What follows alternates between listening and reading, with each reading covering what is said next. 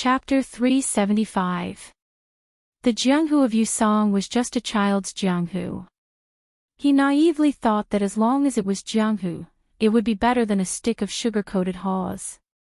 In the Jianghu of young people, most of them were like Wang Dashi, who was used to being bullied by the fish dragon gang. In his heart, there was an unattainable woman. When he was in danger, he didn't think too much about it. He just felt that it was enough to die with her. But in the Jianghu of adults, it was rare for someone like the old man in the sheepskin fur coat to say, "Swords, come," on the mountain peak, and 2 waves of thousands of swords flew over. The one who was miserable was Han Xiangma, a bodyguard from the border of the Jian province. He died as soon as he entered the Jianghu. Most of them were better off, were like the Dongyue swordsman Lu Qiantang. They were successful and famous, but they died in the Jianghu. Han Tao left a few soldiers behind to clean up the mess with the fish dragon gang. After all, there were more than 10 people dead and injured, and it was not a small matter. How to clean up the mess would be a test of Han Tao's ability to lead troops and be an official.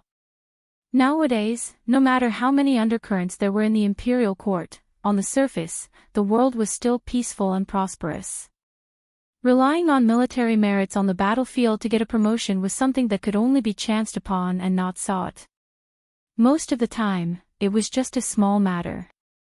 The fish dragon gang suffered a great loss this time, but they escaped from death, so they were more relieved than sad. The second leader, Xiao Chang, took out 30 taels of silver to give to those soldiers. It was not that the fish dragon gang could not pay more, but these soldiers were obviously the direct subordinates of the Weeping Gong commandant. After all, they were just small officials who could not make the final decision. If their appetite was inflated, it would be difficult for them to deal with Han Tao in the future. In the fish dragon gang, only the experienced Xiao Chang had a good grasp of the trade-off. Lu Nerong did not expose Xiao Chang's face upstairs. It could be seen that after the disaster, she had matured a lot in an instant. Su Fingnian placed the dead Jianghu bandit back on the chair.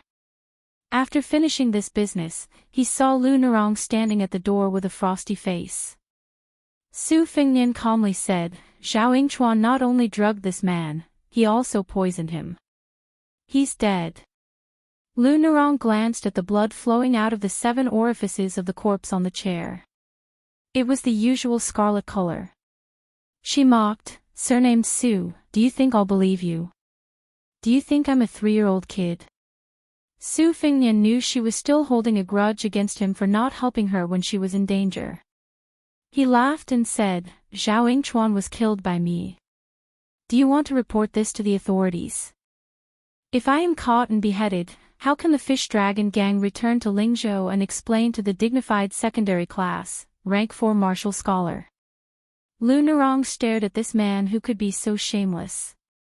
It was as if her eyes would be dirted if she looked at him any longer. She turned around and sneered, "No matter what reason you have for killing Zhao Yingchuan, you have helped the fish dragon gang. I am not that ungrateful. Even if you need thousands of taels of silver to settle this matter, Lu Nerong will not frown." Su Fingnian stood at the edge of the chair. "Thank you, Miss Lu." When Lu Nerong stepped over the threshold, she paused for a moment and slowly said, "In my opinion, you're even worse than Xiao Chang." Su Fingnian just smiled and did not refute. When he returned to the room where the door was broken by Zhao Yingchuan, he saw Wang Dashi sitting on the edge of the bed and shivering.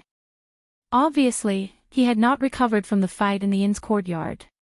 For a young man who had just stepped into the Jianghu, the scene of flesh and blood flying everywhere was really beyond his ability to bear. Especially the kind of one-sided slaughter in front of the armed soldiers of the government. It would probably be deeply imprinted in the young man's heart and could not be erased for the rest of his life. Wang Dashi looked up at Su Fingnian and reluctantly squeezed out a smile and called him young Master Su. Su Fingnian nodded and continued to sit on the chair by the window. He took out the inconspicuous knife manual from his arms and continued to study it. The more than 20 knife moves of the covering thunder stacking armor could all be verified in the manual. The knife manual was not limited to the creation and elaboration of the moves. Between the lines, there was a sense of a lion hunting a rabbit that only the second in the world, Wang Xinji, possessed. When he lowered his head to read it, he said softly, "Let me eat that bag of pastries. I'll return it to you later." Wang Dashi, who was flattered, quickly waved his hand and said, no need to return it. Young Master Su is too polite." Su Fengnian caught a glimpse of the young man's cautiousness from the corner of his eye. He thought of the scene in the courtyard where he slashed the enemy with his sword. He smiled and asked, "Old Liu of the Fish Dragon Gang is a master of both internal and external martial arts. He's a master of the Fish Dragon Gang. He pays attention to reason and qi. How come you're so weak? Did no one teach you what to learn?" Wang Dashi was afraid that young Master Su would misunderstand and belittle the Fish Dragon Gang, so he said in a panic, "Yes, they did teach me. It's just that my comprehension is too poor and I can't grasp the gist of it. My senior brothers are very capable." Su Fengnian did not expose Wang Dashi's lie. Most of the sects and clans were filled with experts, and the real martial arts skills had to be taught orally by the masters. Otherwise, the slightest difference would lead to a huge difference. Otherwise, the saying that a teacher for a day is a father for a lifetime would have no basis. Wang Dashi was a soft persimmon that could be bullied by anyone, so who would be willing to spend time and effort to nurture him? The old story of the poor learning literature and the rich learning martial arts had been passed down for hundreds of years. If one really wanted to stand out in martial arts, one had to rely on luck and more on financial resources. To become a disciple of a master required a large amount of monetary gifts, and the amount was directly related to the master's skills. After becoming a disciple of a master, it was not something that could be done once and for all. One still had to support the master, and other than giving gifts during festivals, one also had to be discerning enough to take the initiative to buy all kinds of clothes for the master. Moreover, in martial arts competitions, if one was injured, one would need to take care of one's muscles and bones, then it would be a terrifying expense with no end in sight. Why would famous sects and clans let people sharpen their minds to join? Apart from having famous teachers, a large part of the reason was that the large sects and clans provided a lot of cheap or even free medical treatment.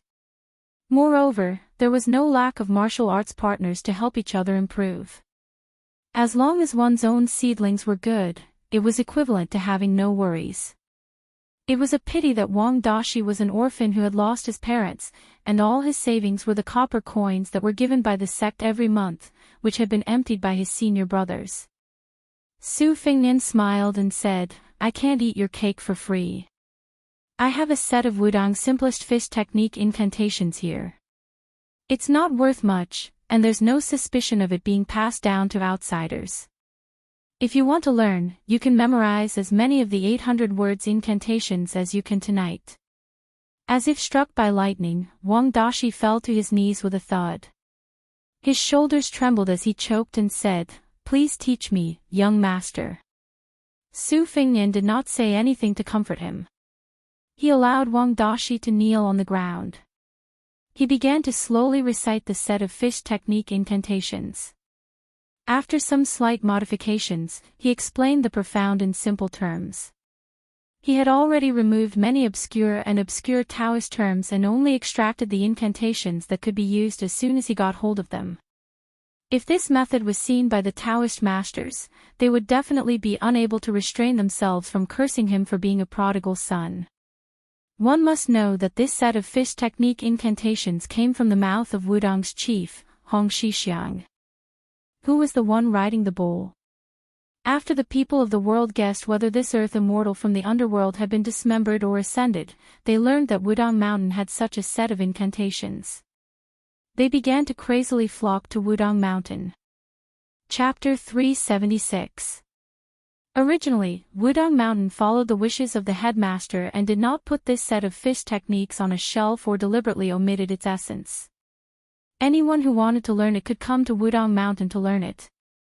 However, Jianghu was dangerous and unpredictable, causing many troubles for the peaceful Wudang Mountain.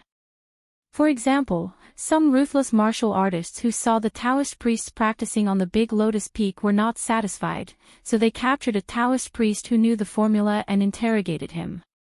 After that, they threw the corpse into the wilderness, fearing that they would miss something or doubt the tolerance of Wudang Mountain.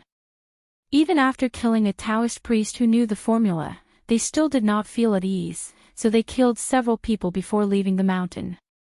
This caused the distressed Wudang Mountain to have no choice but to seal the mountain.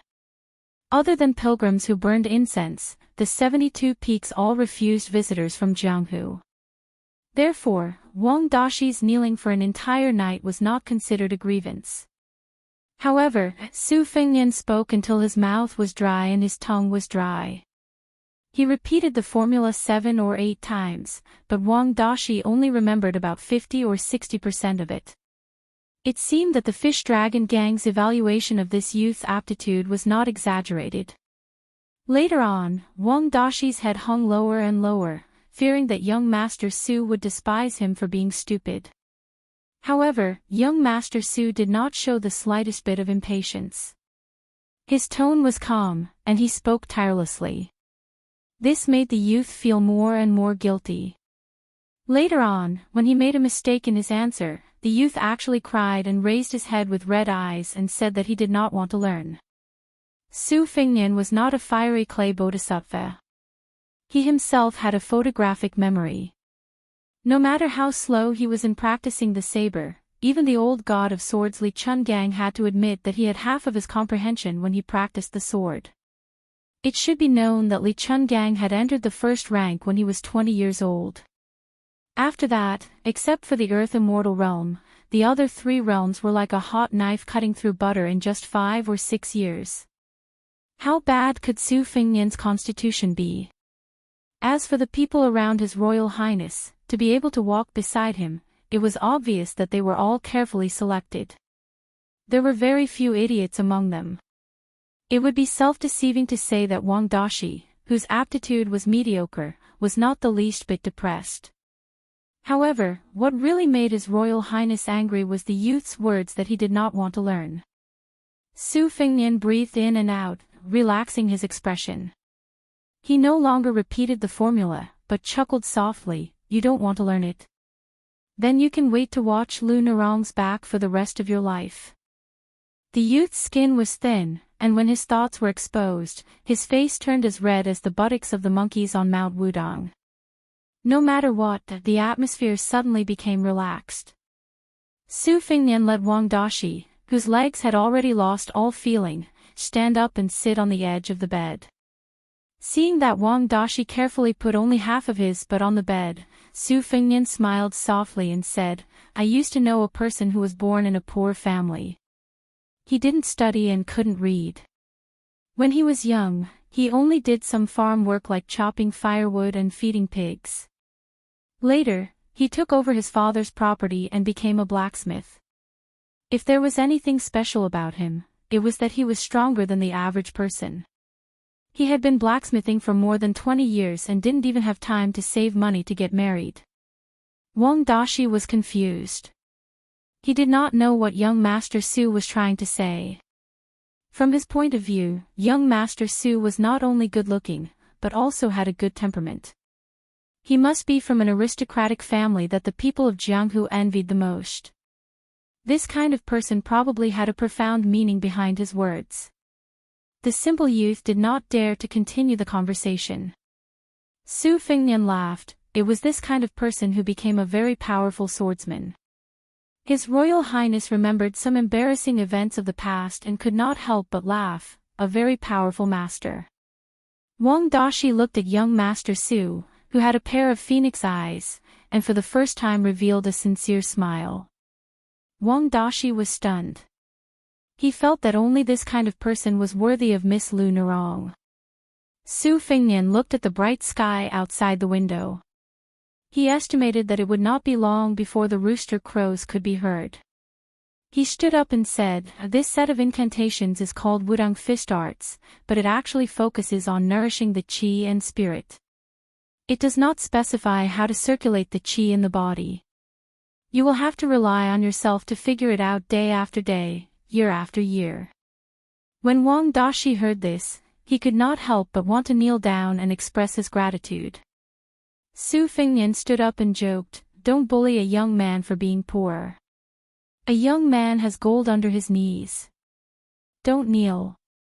If you kneel too much, don't mention the gold under your knees, even the copper coins will run away." Wang Dashi stood up and scratched his head with a blushing face. Su Fengnian walked out of the room alone. He wanted to go outside the inn to find some breakfast to fill his stomach. The front yard had been cleaned up, but there were still some bloodstains from last night's fierce battle in some hidden corners. After leaving the courtyard, Su Fengnian stretched his body. He spent 8 copper coins to buy 4 big meat buns. He gnawed on them as he walked, grease dripping from his mouth. A meat bun of this size could not be bought for 6 copper coins in Gangnam-do. Unknowingly, he arrived at the platform of the old city ruins. The corner of his mouth curled up as he saw the child named Yusong practicing boxing with a few of his peers. Of course, he was just practicing blindly with a child's temperament. He was babbling and yelling, and there was a book bag sewn by his parents by his feet. Su Fengnian walked up to the platform and squatted at the edge of the platform to deal with the 3rd meat bun. When Yusong, who had touched the spring thunder saber, saw Su Fengnian, he hurriedly stopped and jogged over. He had an innocent smile on his face. He deliberately raised his voice and said, "Big brother, when I returned to the village yesterday, I told them that I had touched your saber. They didn't believe me and said I was bragging." Su Fengnian reached out and patted the child's head. He was kind enough to clear his name and said, "Yusong wasn't bragging." The 4 or 5 children surrounded Su Fengnian and envied Yusong from the bottom of their hearts. Su Fengnian's eyes were sharp. He saw that the child, Yusong, kept glancing at a little girl standing in the distance. She was thin and petite, and her clothes were sewn even better than Yusong's. Her hands were clasped behind her back. She wanted to join in the fun, but she did not have the courage. She only dared to lower her head and look at the tattered hemp shoes that exposed her toes. Su Fengnian, who was about to eat the meat bun, smiled and stopped. He rubbed his stomach and said helplessly, "I ate 5 or 6 in a row. I'm full. It's a pity to throw away these 2. Yusong, help big brother eat one." Yusong hesitated for a moment. A gluttonous fat boy nearby did not hold back and shouted that he wanted to eat. Su Fengnian handed one to the fat boy. Only then did Yusong take the other one.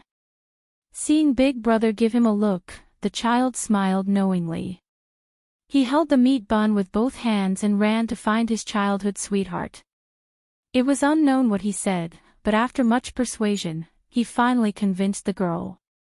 In the end, they each ate half of the meat bun. Su Fengnian quietly gave Yusong a thumbs up. Yusong grinned. After the fat boy and the others tasted the delicious meat bun that cost 2 copper coins, they knew that if they did not go to the private school, they would be beaten by the teacher. With a whoosh, they picked up their bags and ran away. Su Fengnian walked to Yusong and the little girl's side. Only then did he see that the latter's 10 fingers were full of frostbite and were bleeding profusely. If such a pair of small hands had to wash clothes in the stream or work in the fields in the mountains, how painful would it be? Su Fengnian did not make a sound. He only squatted down and listened to Yusong talk about the trivial matters in and out of the village. Only then did he know that 2 years ago, a scholar had appeared in the village. Probably because the villagers were shallow and thought that it was a great honor to their family, Yusong's village joined forces with the other 2 villages to fork out money to invite a scholar who was determined to become an official, this old man's son, to open a school to teach. The teacher was honest and strict, and had a good reputation. He continued to teach here for several years. To the parents of children like Yusong and the other villagers, becoming a scholar was out of their reach. They did not even dare to think about it. They only thought that it was good that their children could read. Yusong proudly smiled at His Royal Highness and said that this old man's son had said that his handwriting was not bad. In the future, he could replace this old man's son in writing couplets for the villagers. At this time, the little girl also smiled. She was gentle and timid, and the expression in her eyes was like a sweet mountain spring. At this time, more than 10 riders galloped out of Tiaoma Pass. Their armor was bright and clear, and Yusong looked at them with reverence. Behind the group of horses were several black-skinned scoundrels who had a bad reputation around Tiaoma Pass. They ran with all their might. Every time the group of riders ran a certain distance, they had to slow down and wait for the few people who were running with all their might. Each and every one of the riders had a look of disdain on their faces. The little girl was meticulous. She tugged at the corner of Yusong's clothes and pointed in the direction of the village. She was somewhat afraid and worried. Yusong's face immediately turned pale. He carefully handed the book bag to the little girl. He did not care if this old man's son would hit his palm with a board. After bidding farewell to His Royal Highness, he chased after them. Su Fingnian lowered his head and found that the little girl was grabbing his sleeve. He smiled and nodded, "I'll go right away." Chapter 377. There was a stream that flowed around the village, and it was like a woman's eyes were full of life. The roosters crowed at the entrance of the village, and then there was a young miss squatting by the stream to wash clothes. Because of her posture, her figure was even more graceful. The wooden mallet gently hit the clothes on the stone. She didn't dare to use too much force, and when she was tired, she would rest for a while. She reached out with a slender finger to brush away the black hair that covered her face. When it was wet, it stuck to her forehead and cheeks. Occasionally, she would be lost in thought, looking at the reflection of her face in the water. Ripples would ripple out, and the corners of her mouth curled up slightly. Poor people couldn't afford a bronze mirror. To her, this item was too flashy and impractical. Even though everyone within 10 li said that she was beautiful, she didn't feel that she was beautiful anywhere. It was better to praise Yusong's good fortune as a boy and a girl. This made her happier. She lightly exhaled, coming back to her senses, and continued to hit the white and sparse clothes. She didn't dare to wash clothes when there were many people around, especially those that were close to her body. She always felt embarrassed.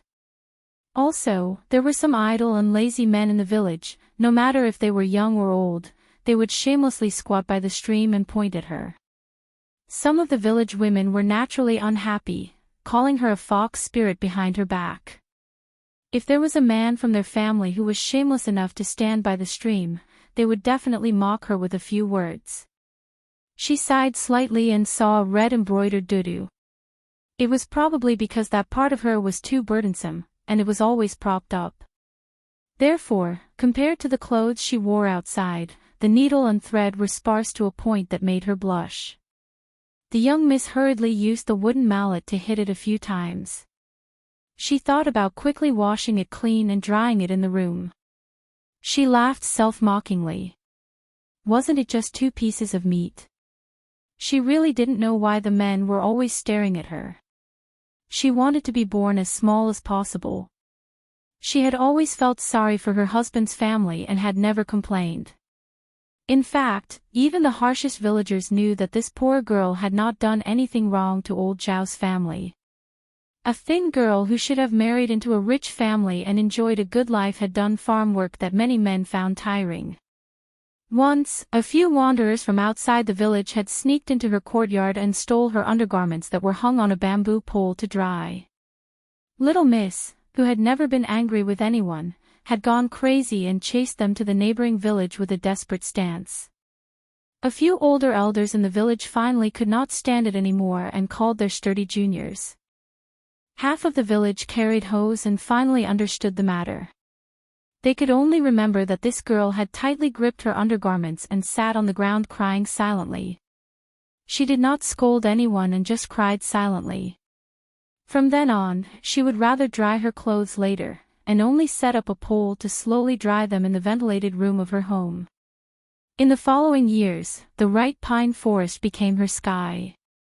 Fortunately, the child who had lost his father when he was young did not let her down. Even this old man, who was very knowledgeable, was willing to let the child take some books home. If a normal child dared to touch this old man's private collection of books, their little hands would be beaten into steamed buns by this old man. The elders in the village all said that in the future, she could rely on her son to rise in status, and that the hard times would end and the good times would come. Lil Miss was putting clothing piece by piece into a bamboo basket. She suddenly turned her head and saw an unexpected male standing quite far away. At this time, she was holding a blue fan-shaped tube top embroidered with flowers. Her pretty face instantly flushed red and she unconsciously glared. How could this person be so unrestrained in his conduct? Yesterday, she had thought that he might be a traveling young master from a prestigious family. Did he not know what it meant to be indecent to look at? To think that she had mistakenly thought that he was elegant. Lil Miss, who was angry from embarrassment, saw the embarrassed expression of the man with the saber. He seemed to want to explain something, but in the end, he did not want to reveal what he was trying to hide. He could only turn his head and let her hide her personal items in the bamboo basket. Lil Miss paused slightly. This young master seemed to be blushing. Only then did her expression ease slightly. This was a man who knew shame. Compared to those rascals who liked to talk lasciviously, he was slightly better. But what did he come to this village for? Lil Miss hurriedly picked up the bamboo basket and put it behind her. Maybe it was that the young master with the saber had turned his head away that gave her the courage to look him in the eye. She might be a woman of the village, but she knew the illnesses of rich families. Those sons of rich families who spent lavishly may not have better personalities than the rascals of the village. This young master who had squatted on the mud wall to eat sugar-coated haws and played with the ripe pine forest shouldn't be a bad person. But if he thought that she was a woman that could be teased at will, she dared to slap him. Su Fingyan slowly turned his head and calmly said, "Later, no matter what happens, if you see ripe pine, take him back to the village." The sound of horse hooves sounded without warning and broke the tranquility of the little village. Smoke still curled up from the chimneys and the barking of yellow dogs followed.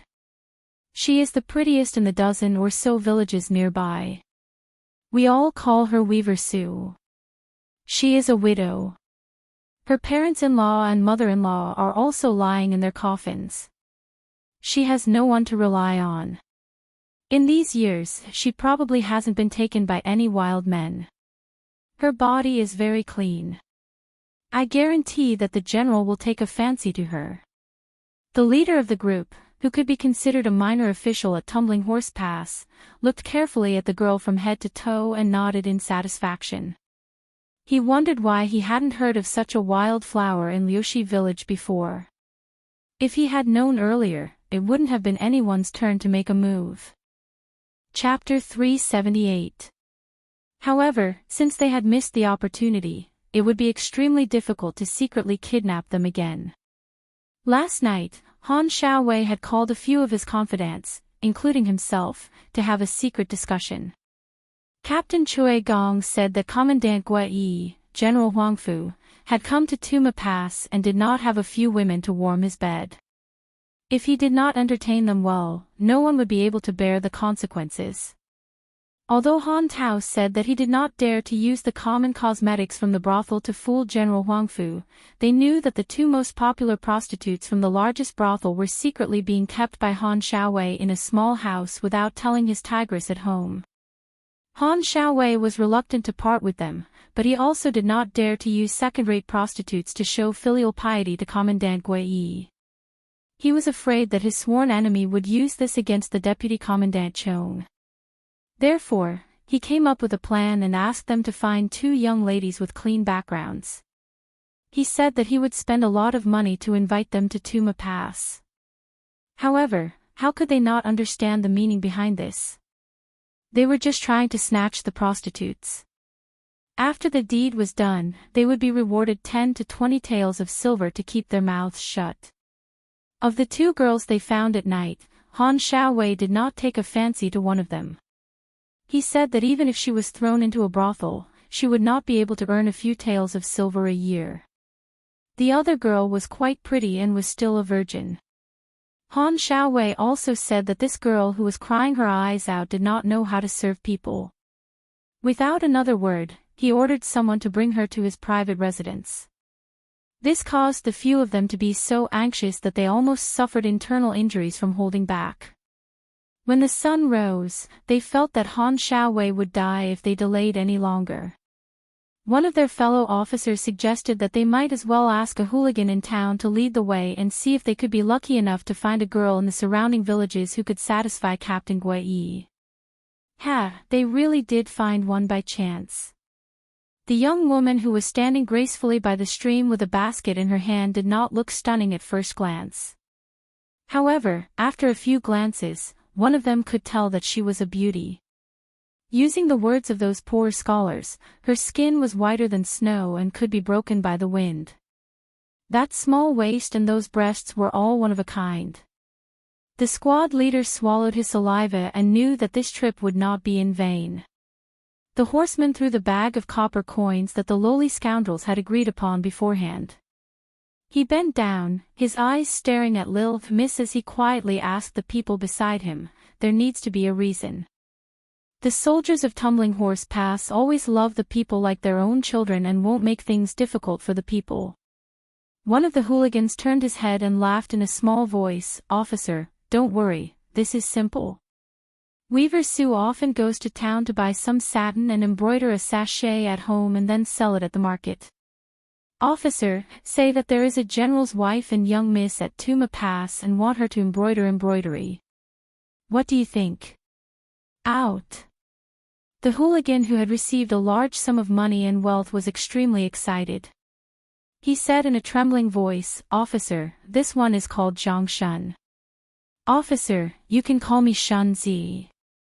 Seeing the officer turn his neck towards the little stream, Zhang Shun moistened his throat and glared viciously at the young woman that he dreamed of holding in his arms and playing with every night.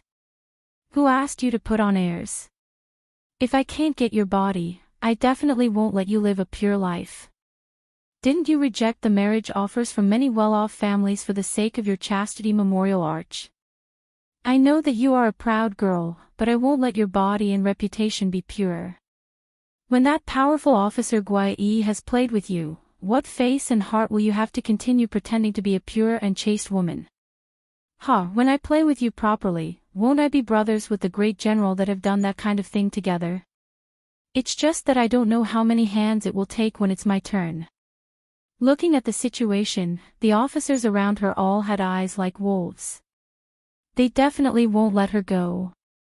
Zhang Shun, who had a belly full of evil tricks, quietly pursed his lips. He reached out to wipe his saliva and shouted, "Su Qing, there is a great general's wife at Tumbling Horse Pass who wants you to embroider." Reward. The sergeant took the initiative and said softly, 20 taels. Zhang Shun immediately climbed up the pole and said in a charitable tone, 20 taels. You can't earn that much in a year. Why don't you hurry back to Tumbling Horse Pass with the officer? If you delay the great general's wife, can you afford to be punished? Zhang Shun's evil intentions were secretly aroused. He tried to speak in a calm tone, "I'll take that basket of clothes home for you." The sergeant on the horse frowned. How could he not know Zhang Shun's dirty thoughts? However, he still didn't say anything. He knew that in order to make his subordinates do things willingly, to be a dog that could not only wag its tail but also bite people for its master, it was not enough to just rely on the power of an officer. If he didn't give them some extra benefits, they would all be slippery and stingy. What could he do? Su Fengnian only now knew that she was called Su Qing. However, wasn't the Qing in this simple name a bit too heavy in this world? The little Miss Su Qing bit her lips. The little stream behind her was only knee-high. Even if she jumped in, who would drown? She shook her head and said, "I'm not going." The sergeant and the riders beside him were expressionless. Clearly, they had expected this answer and were not in a hurry to pressure her. How could a lonely naked woman win against a dozen iron cavalry and the entire tumbling horse pass? Zhang Shun said angrily, "Su Qing, don't be so shameless. Do you believe that I'll knock you unconscious and carry you to tumbling horse pass?" Su Qing raised her arm. In her hand was a wooden mallet used to hammer clothes. The dozen iron cavalry saw that this young woman was so stubborn yet cute and laughed loudly. Zhang Shun hated that this woman did not know how to appreciate his kindness and made him lose face. He rolled up his sleeves and was about to go to the stream to let her know the severity of her fists. Of course, he wouldn't really use all his strength to hit her. "Mother, don't go." The young child who ran covered in dust and fell countless times before finally appearing in front of everyone's eyes. This naughty but filial child had a sobbing tone as he desperately shook his head at his mother. Poor children, more or less, would know the bitterness of the world earlier. Zhang Shun smiled nastily and said, "Su Qing, don't forget that you still have a son. If you disobey the military lords, their prime minister is magnanimous and won't argue with a widow like you. However, I, Zhang Shun, will have a good relationship with your son." After Zhang Shun finished speaking, he jogged towards the child. How could a 6 or 7-year-old child fight against a scoundrel in the prime of his life? Trapped in Zhang Shun's arms, the child opened his mouth and bit Zhang Shun's arm, drawing blood. The flustered and exasperated Zhang Shun used his arm to choke the child to death. The little miss still didn't cry out. Turning around, she put down the bamboo basket and wiped away her tears. Then she turned her head and said calmly, "I'll go." Chapter 379. Unless one was certain to die, they could not be unsheathed. The Buddhists had silent meditation. The sword genius that appeared once every 500 years, Li Chungang, had closed his sword sheath for 6 whole years after entering celestial phenomenon. He did not use a single sword before he was able to use the sword essence to open the gates of heaven. When Su Fengnian saw the squad leader pull out his blade, he pulled on the reins and prepared to charge. Su Fengnian reached out his arm and stopped Lil Miss, who was charging forward without a care for his life. He looked at the cavalry and said in a stiff tone, "Go back to Tuma Pass and tell Commander Guai Yi Huangfujin that there is a person with the Spring Thunder Blade here. I will give him 15 minutes to come here." The dozen or so warhorses that had just started to run instantly stopped when the squad leader pulled on the reins. The squad leader was not an idiot. A young person who called himself a scholar from Lingzhou and dared to call Commander Guai Yi by his name, was he really just putting on a show? The future was important, but one's life was more important. In this world, it was better to be safe than sorry. If this young person really knew General Huangfujin, even if they were not close, just a nodding acquaintance was enough to make them, who could only show off at Tuma Pass, suffer. If this young master with the blade really came from a landowning household with some status in Lingzhou, then when Han Shaowei pushed the blame away, who would take the blame? There was some distance between Lingzhou and Yuzhou, but a landowning household that did not care about the consequences could not take down Han Shaowei, who was secondary class 6th rank. What would he do as the squad leader who had personally stained his hands with blood? However, the most important thing was the young person in front of him really worthy of these what-ifs? The squad leader gritted his teeth and weighed the pros and cons in his heart. Su Fengnian narrowed his phoenix eyes and said, 15 minutes. It has already been some time. When Huangfujin is angry, no one will be able to help you. The squad leader let out a breath and stopped the horse to put away his blade. He waved his hand and ordered a cavalry to return to Tuma Pass and report the situation to Han Shaowei. Of course, he had to bring people to keep an eye on this place. After 15 minutes, if he was sure that this brat was deliberately mystifying things, he would personally chop this person who had ruined his face. Chop, not chop. Tuma Pass. Commander Guai Yi, who had not changed into comfortable silk clothing, stood on the city wall. In reality, ever since he left Liangzhou, other than sleeping, he had never taken off his armor in front of others. Everyone knew that he, Huang Fujin, used dozens of lives in exchange for his family's wealth. He only knew that he and his mute son were the only survivors of the Green Mountain Villa that stood proudly in Jianghu. His elder brother and his 4 children were beheaded for treason. However, he did not know that Huang Fuji was a strategist who once had the ambition to settle the affairs of the world for the monarch. But that Commander Gua Yi, a young master,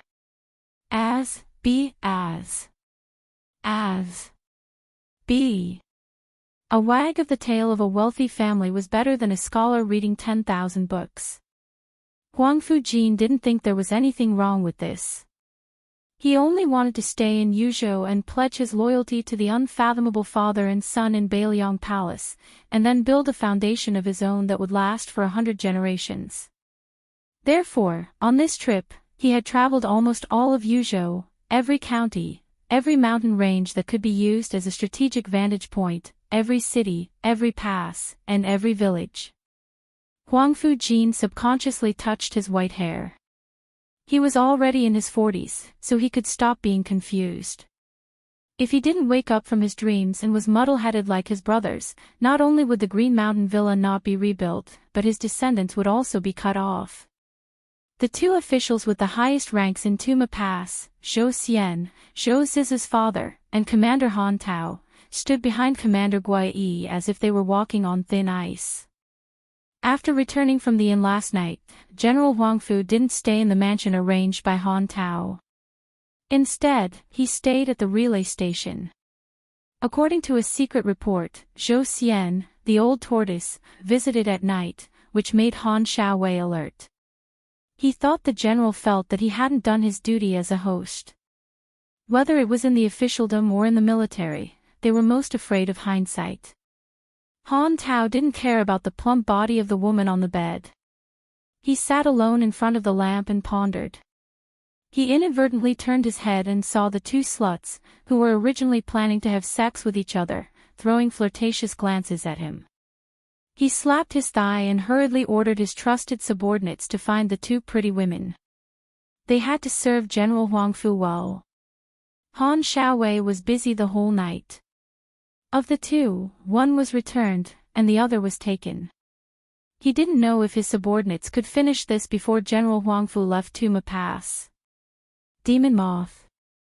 At Tuma Pass, as long as the Zhou father and son didn't make a move, there would be no Demon Moth. Seeing a familiar-looking cavalryman dismount at the gate and scramble up the wall, Han Tao's face lit up with joy. When he smiled, Zhou Xian, who had been at loggerheads with him for many years, also smiled faintly.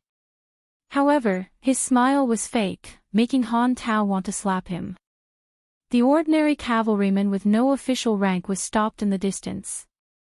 Han Tao didn't dare to put on airs in front of Captain Gua Yi, so he walked over. Seeing the cavalryman's face as ugly as if he was holding in his excrement, he realized that something was wrong. He told him to come to the corner of the gate tower. Without waiting for Captain Gua Yi to speak, the cavalryman spilled the beans. It was not a complicated trick to begin with, and Han Tao, who had been immersed in officialdom for many years, immediately understood everything.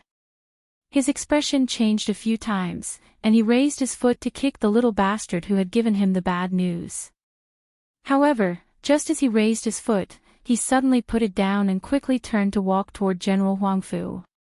Although Huang Fu Xiu, who had a lot on his mind, was not paying attention to the fighting and scheming at Tumbling Horse Pass, he could see from the corner of his eye that Han Tao had a sullen expression on his face.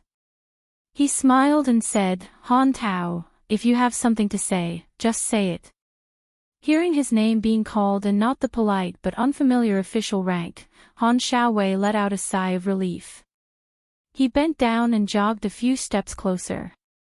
In a small voice, he said, "My cavalrymen were patrolling a village within our jurisdiction and met a scholar from Lingzhou who claimed to be traveling. He said he knew General." Huangfu Xiong's expression was calm as he stared at Han Tao. Chapter 380. Feeling great pressure, Han Shaowei hurriedly said, "That scholar seems to be wearing a spring thunder blade." Huangfu Jin calmly made a sound of acknowledgement. No one saw him instantly clench his fists, the veins on the back of his hands bulging. "This Beiliang army Captain Guai, the most famous person in the Beiliang army, said calmly, 'Prepare a horse for me. Let that rider lead the way. You don't need to follow.'" Han Shaowei was sweating like rain, his lips blue and trembling. Risking death, he said softly, "That scholar also said he would only give you 2 incense sticks of time." Captain Guai turned his head and smiled. Han Shaowei, who had beheaded more than a dozen people on the battlefield, was probably used to a peaceful life. Being glanced at by General Huangfu, he stumbled back in fright. Leaning against the city wall, he said with a tearful face, "General, there is no need to worry. From Tumbling Horse Pass to that village, it won't take 5 incense sticks of time." The 2 riders galloped wildly. That rider was scared out of his wits. He only hated that the warhorse he was riding on did not have 8 hooves. By the stream, Su Fingyan turned and said gently to Lil Miss, "Take Yusong home. I'll come back and find you. Don't worry, it's fine now. I have some relations with a general at Tumbling Horse Pass. At most, I'll spend some silver. I guarantee you won't have to go to the general's manor. If you don't trust me, pack up and take Yusong away from Tumbling Horse Pass. But remember to pay attention to the news here when you're outside. You will naturally understand." Lil Miss, who was half believing and half doubting, was preparing to move when he saw 2 riders arrive. A terrifying and dignified general stopped his horse on the high slope. The other riders, for some reason, only heard the words, quickly returned to Han Shaowei to receive orders. They turned their horses around and retreated sickly. Su Fingyan and Lil Miss walked back together. She held her child and looked back. Seeing Su Fingyan smile and wave his hand, she took her son's hand and jogged back to the village. There were only 2 people left by the stream. Guai Commandant Huangfu Qiong rolled off his horse and prostrated himself on the ground just like he did when he first entered Beiliang Palace. Without saying a word, his 5 fingers dug into the ground as if he wished he could sink his entire body into the ground to appear sufficiently humble. Su Fingyan slowly came to this Commandant Guai, who was already the most powerful general in Yuzhou province, and said calmly, "Actually, if you had pissed your pants the moment you saw me and kowtowed to me in front of those guys, I would have chopped your head off without any hesitation. In any case, it doesn't matter who wears this resolute commandant armor." Huangfu Jin didn't say a word. His strong and stalwart body just stuck to the ground. Small officials have to show filial piety to big officials. Snatching women to warm their beds in the middle of the night is nothing. Which place in the Liang dynasty, Beimang dynasty wouldn't dare to do such a thing? It's not a big deal for a small official to ask his subordinates to do things. It's just a waste of manpower and money. Isn't being an official just to have power? I can understand. When they see a beautiful woman, even though she is the widow of a courier, they can snatch her away and give some silver as compensation afterwards. The officials naturally don't care if the woman lives or dies. They can only blame her background for not being good, and her man's abilities are not good enough. This is nothing. I have seen many things in the world that are even worse than this. Speaking of this, His Royal Highness Su Fengnian smiled. Guai Commandant's mind was blank. He could only vaguely remember that night when the Prince of Northern Liang met him, a stray dog of the Jianghu. The Prince of Northern Liang was sitting in the main seat, and the Prince of Northern Liang, who was known as the most powerful warrior in the world, was actually sitting beside him with a smile. Su Fengnian looked at the stream and laughed coldly. But in Beiliang, there is clearly an iron law. On the first day of entering the Beiliang army, one must shout it 8 or 10 times. Yet, he still dared to draw out his Beiliang blade and chop off the heads of the common people. This needs to be properly calculated. What exactly is this? Su Fengnian suddenly said angrily. At first, the Northern Liang blade was forged by the common people by selling their pots and pans. The blade is naturally sharp, but where is the sharpest part? Su Xiao once personally told me, this useless son of his, many times, so many times that I'm going to King grow calluses. Huang Fujin's lips were already pressed against the ground. The thick smell of mud and grass assaulted his senses. He said, Huang Fujin deserves the death penalty. Su Fengnian suppressed the emotions in his heart. The scabbard of his spring thunder saber trembled incessantly. After a long time, His Royal Highness laughed at himself and said softly, I'm already the hereditary Beiliang's Royal Highness. This old man dared to snatch His Royal Highness woman from King of Jing'an, Xiaoheng, dared to sit on the city wall of Martial Emperor City, dared to cut off the flesh of King of Guangling's Royal Highness, and still dare not forget these words. Where did these people's courage come from? Su Xiao gave it to them. Chen Jibao gave it to them. Or some great big shot gave it to them. Su Fengnian squinted at Commandant Guai. After recovering his composure, he said with a smile, Get up. It's not all your fault. You've been patrolling Yuzhou province on horseback these days in armor. I don't care whether you're just pretending or you really want to do something, as long as you don't encounter such a thing again. No matter what, Commandant Guai has been assigned to you. You can do whatever you want in Yuzhou province. This Royal Highness is always foppish and only cares about the result. I've given you enough time. If you can't satisfy this Royal Highness, the little guy in Commandant Gui's mansion who's actually your elder brother's legitimate son would be the only offspring of Huangfu clan. Huangfu Jin, who was already half standing, immediately knelt down again. His Royal Highness narrowed his eyes and said with a smile, Your Huangfu family is all ruthless, but you're the most ruthless. You can even allow your own son to be killed.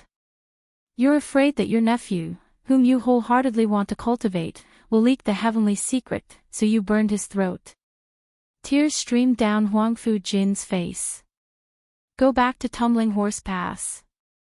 Today's matter can't be settled just by chopping off a few heads. You, Commandant Guai, do it. I, the prince, will watch. Of course, if you don't even dare to take off a few official hats and don't dare to take a few lives, then I'll take it that I've misjudged you. Huangfu Jin said in a low voice, Huangfu Jin understands. Please rest assured, His Royal Highness. His Royal Highness walked toward the village and seemed to be talking to himself. The child in Commandant Gui's manor is now called Huangfu Qingping. There's also a child whose real name is Huangfu Qingping. A few days ago, he became a page at Wudong Garden. He's not like his vicious father. His personality is simple and honest, and he's very diligent. I like him very much. Huangfu Jin kowtowed heavily. At this moment, such a ruthless person who had experienced honor and disgrace sobbed from the bottom of his heart, Huangfu Jin is willing to die for His Royal Highness. Chapter 381. At the entrance of the village, there were a few fengshui trees covered with withered vines. A few dirty yellow dogs saw this strange traveler and began to bark incessantly. The village was not large, with only 40 to 50 households, so it was immediately known that a guest had come to the village. However, the dozen or so strong riders at Tuma Pass had come and gone in a hurry, so many of the timid villagers did not dare to go out. Later, when they saw Su Xinyang and Yu Songnyang return in a hurry, some of the diligent women who had gotten up early to cook hurriedly went to wake up the men who had been lazing in bed. Although the men on the Kong were not very promising, they were more knowledgeable than the women. The sleepy man stood on his tiptoes and looked behind the yellow mud wall for a long time, but in the end, he could not say anything. In the past, when Su Xinyang was bullied by Beiliang, the elders in the village could not stand it anymore and dared to bring the strong men in the village to help. However, when faced with a group of Bailiang soldiers, how could they dare to be brave men? At this time, hearing the dogs at home barking loudly, they were afraid of causing trouble. Some of the more impatient men did not put down their bowls and ran out to kick them a few times. The dogs whimpered and hid in the corner, looking very innocent. Through the crack of the door, they saw a young master carrying a saber. He was walking slowly on the winding bluestone path. He was very handsome. A few beautiful village women would have gone out to flirt with him if they didn't know the severity of the situation. It was the first time they had seen such a handsome man. The villagers didn't have too many scruples. If their wives gave birth to children, they would even dare to open their chests when breastfeeding in the cool summer weather. They just wanted to cool off. It wasn't like they would lose a piece of meat if they were stared at a few times.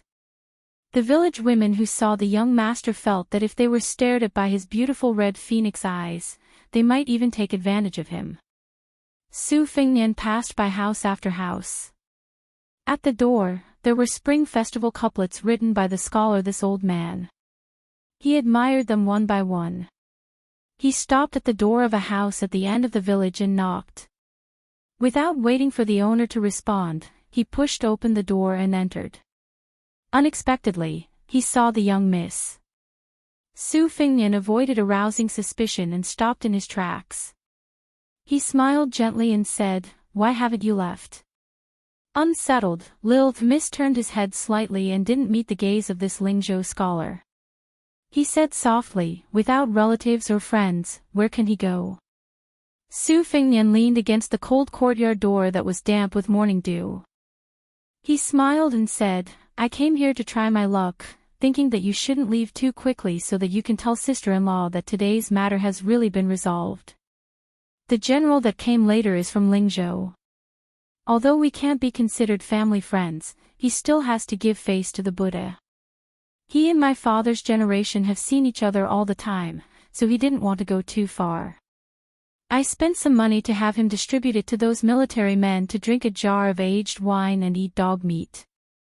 This way, the big matter was reduced to a small matter. This way, everyone's face is not that bad. How should I put it? It's just like the old saying, the king of hell is easy to see, but the little devils are hard to deal with. If you still don't trust me, the government will spit out all the money that they've embezzled to compensate you. Then, you'll know that I'm not lying to you." Lil Miss' eyes instantly turned red, and he lowered his head even more. His slender and beautiful fingers that were not as smooth as those of rich girls twisted the corners of his clothes tightly. Su Fengnian hesitated and said, "Tell Yu Song to study well with this old man. There is a house of gold in the books. When he reaches the age to take the imperial examinations, our Bailiang will be different from the present world. To say nothing of other things, a scholar will have a greater chance of success." Su Fengnian finished speaking and turned around. Hearing the young child run out the door and call out, "Big brother," His Royal Highness still did not stop. Lil Miss Su Qing sighed softly and said, "Young master, you're not even willing to walk through the door. You think it's dirty. There are many disputes in front of a widow's door. I understand this principle." Su Fengnian was shocked. He turned around and said with a bitter smile, "Sister-in-law, you know I don't mean that." Lil Miss glared at him and said, "Who's your sister-in-law?" She turned around and said in a small but determined voice, "I heard Yu Song say that you gave away 2 steamed buns this morning. I'll make some food for you. Eat before you leave. A small family doesn't have anything good, but they can't be unreasonable." Su Fengnian smiled slightly and walked into the room. There was a square table that took up half of the space. It could be seen how small the room was. The left side of the room was the sleeping side room. Lil Miss went to the right side, which should be the kitchen. Although the room was small, it was facing south and did not appear gloomy. Yu Song brought over the only chair for Su Fengnian and sat on the small stool. He raised his head to look at the great hero in his heart and stared at him with wide eyes. Lil Miss was skilled at cooking and quickly made a bowl of white rice porridge that could hold 5 or 6 bowls for Su Fingnian, a pair of bowls and chopsticks, and a dish of vinegar cabbage to go with the porridge. Su Fingnian did not exchange pleasantries. He sat at the table and used his chopsticks to pick up a piece of sweet and crispy vinegar cabbage. It was tender and went well with the porridge. He chewed and swallowed it slowly. It was the most refreshing meal he had in the past few days. Lil Miss and Yusong sat shoulder to shoulder on a long stool whose red paint had mostly peeled off. The child leaned against his mother, his face full of innocent smiles. Lil Miss seemed to be infected by the child's emotions and had a smile at the corner of his mouth. He probably felt that this young master was interesting to be able to eat this white rice porridge and vinegar cabbage with relish. Su Fingnian did not drink the porridge quickly and slowly ate 3 bowls. He put down the bowl and chopsticks and said contentedly, "Delicious." Lil Miss smiled warmly and said, "If you eat this every day, it won't taste good anymore." Su Fingnian nodded and then shook his head, saying, "It's better than eating delicacies. At least it can nourish the stomach. Also, the taste of the world is bland. Normal people can't reach this realm. I only learned this after traveling abroad." Lil Miss pulled back her delicate brows and patted Yusong's head. The child was sensible and immediately went to take the bowls and chopsticks back to the kitchen. She then carefully asked, "How much silver did Gongzi give out?" "Just treat it as Su Qing owes you. In the future, when you have spare money, you can pay it back bit by bit. Is that all right?" Su Fingnian smiled but did not speak. Lil Miss' skin was really thin and she blushed from his stare. Su Fingnian said calmly, "A small family like yours in Beiliang, with more ways to make a living, can only save 10 or 20 taels of silver in a year. Even if you know how to embroider and can embroider some beautiful sachets to sell to well-off young ladies, Tuma Pass is only so big. How many sachets can you sell in a year? If you spend a large amount of money to buy fine satin from a silk shop, but you can't sell the sachets and keep them in your hands, even if there's only one, you won't lose a lot of money. Even if business is good, you have to work on the crops during the day. This delicate embroidery work can only be left to the night. You can light an oil lamp and slowly work on it. When you're tired, you can accidentally fall asleep. When you wake up and find that the oil lamp is wasted, won't your heart ache? Won't you use the embroidery needle to stab yourself a few times? Even if you take 10,000 steps back and add on the compensation, you can only pay me 30 or so taels of silver a year. How many years will you have to pay?" Logically speaking, an official higher than Vice Captain Jichong at Tuma Pass, 100 or 200 taels of silver wouldn't even be enough to fill the gaps between his teeth. How can he enter the eyes of this kind of official? So, this topic, you shouldn't have brought it up at all. In any case, I don't lack this bit of money. Just treat it as me doing a good deed for once. Isn't that good?" Lil Miss raised his head. Biting his lips, his eyes clear, he said, "You have to pay it back." Su Fingnian smiled and said, "You have to pay it back. All right, 500 taels of silver as a base. Also, in this official circle, people aren't willing to accept just because you give them money. Compared to the favor you got from that general, how do you calculate it? Is it worth 1,000 taels? If I give you 1,500 taels, you can slowly pay it back in 50 years. Lil Miss said calmly, "In the future, I'll have you Song pay it back." Su Fingnian didn't know whether to laugh or cry. Had Su Xinyang's stubbornness been brought from her mother's womb? Lil Miss suddenly said in a light voice, "I actually know that young master isn't rich. I can't let young master be a sucker for this. I won't feel good." Su Fingnian said in surprise, "What do you mean?" Lil Miss' face was red as he said weakly, "When young master took the bowl and chopsticks, Su Qing saw that young master's palms and fingers were full of calluses." Su Fengnian stilled, his smile strange. Chapter 382. Su Fengnian walked out of the village and glanced back. He recalled that his master Li Shan had mentioned the various states of the marketplace in the Swords Resolve chapter, which roughly meant that he saw a few sparks while traveling in his humble home. After thinking about it carefully, he realized that it was the weaver using the lamp to embroider. Thinking of this, His Royal Highness smiled. When he was young, he would often spend several hundred taels of silver to buy poems, but what he bought were all sentimental poems. Looking back now, it was still Li Shan's poems, which were similar to the congee and vinegar cabbage in Su Qing's house, that warmed his stomach. Seeing that there was no one around, His Royal Highness's chi suddenly surged. Like a flying swan stepping on snow, he swept toward Tuma Pass. Of course, Huangfu Jin had true talent and knowledge. The key was that he was ruthless enough. After all, his family was ruined and he could disown his own family. Only then did he have the qualifications to be a chess piece to break the game.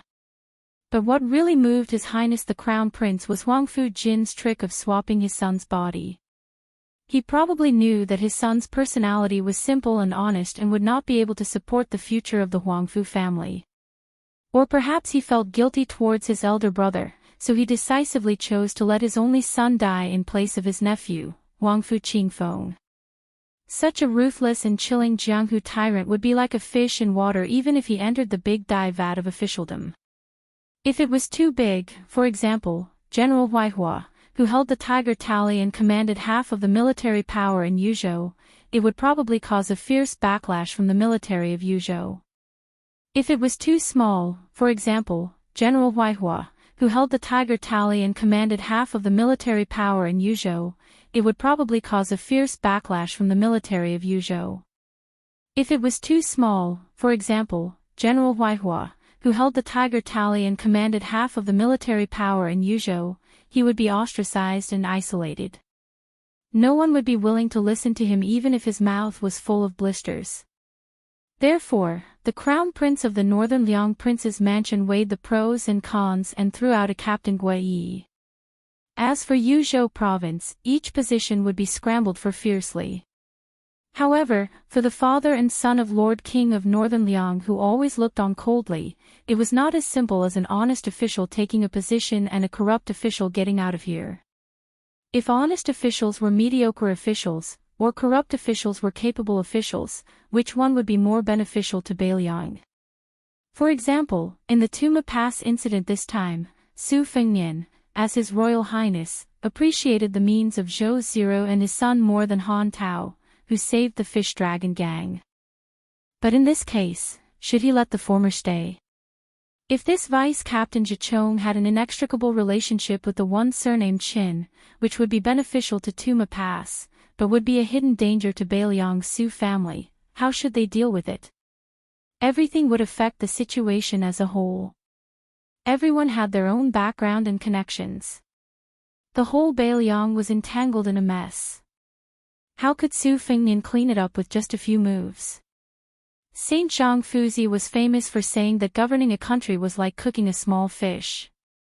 For those in power, it was just a beautiful and easy thing to say. Su Fengnian approached Tuma Pass and slowed down. When he arrived at the inn, he knew that the Fish Dragon gang had already gone to the pass. He hurriedly trotted over. Seeing the gang members who had been waiting for a long time, Su Fengnian smiled apologetically and took the reins from Wang Dashi. The group smoothly passed the pass today. What made the Fish Dragon gang unhappy was that not only Zhou Zero, who had led troops to kill people last night, but also Vice Captain Zhichong, Zhou Xian, had come to see them off personally. On the contrary, Han Xiaowei, who was supposed to be the Fish Dragon gang's biggest protective talisman, was nowhere to be seen. Xiao Chang continued to walk side by side with Lu Nerong. He observed the expression of this proud disciple and glanced at Su Fengnian behind him. He said softly, "Last night, Su Zero killed a soldier at Tuma Pass. It seemed that I let him take the blame, but in fact, I wanted to use Tuma Pass to test the depth of the Lingzhou family of generals.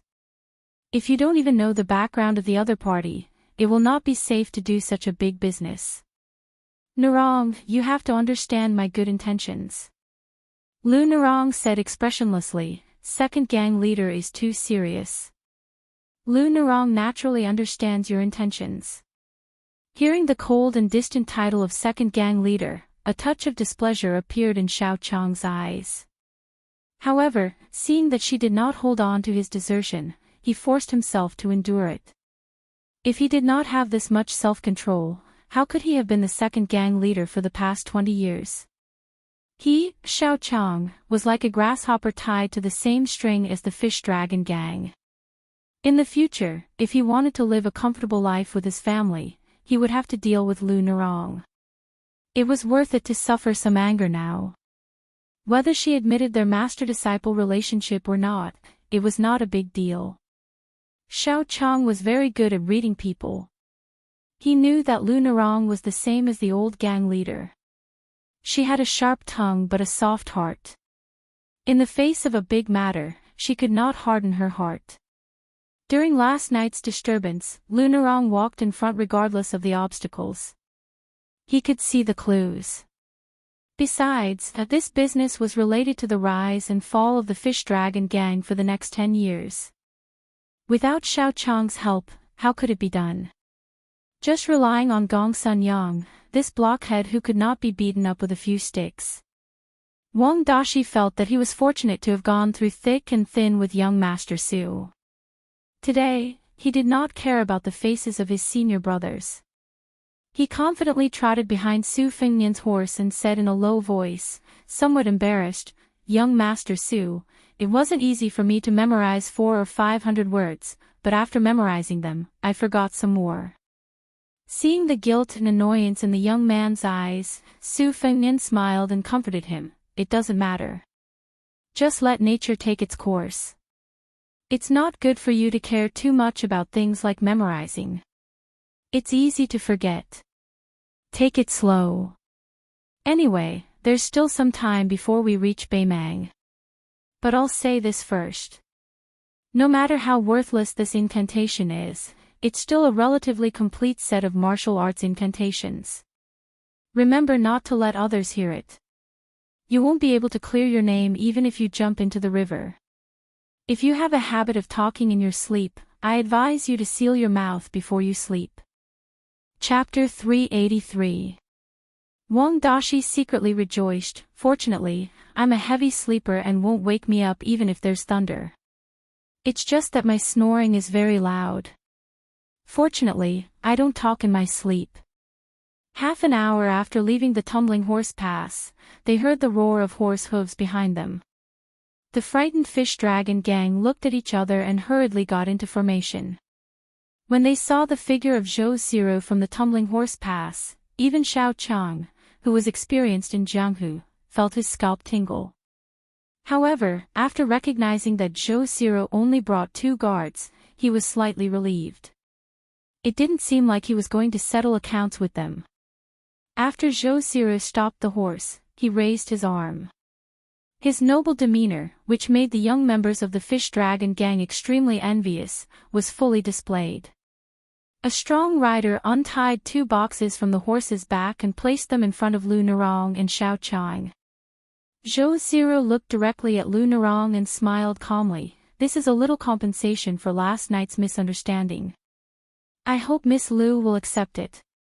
In the future, if the fish dragon gang passes through the Tumbling Horse Pass again, I promise you that you won't need any official plates. The city gate will be opened wide and unimpeded." Lu Narong's eyes turned red. She clenched the reins with both hands, but in the end, she forced a smile and said slowly, word by word, "On behalf of the fish dragon gang, Lu Narong thanks Child Zhou for forgiving us." Zhou Ziro sniffled and the corners of his mouth curled up into a smile. Then, he slowly turned around and left. Lu Narong looked at the gang members who only had fear in their eyes. Her eyes dimmed and she said in a low voice, "Take the boxes and continue on our way." It was said that the grudges of Jianghu were in Jianghu. However, things were unpredictable. Once they were involved with the government, how many Jianghu sects could not lower their heads? Especially when the king of Beiliang established a bloody rule in Jianghu after he stepped into the Jianghu.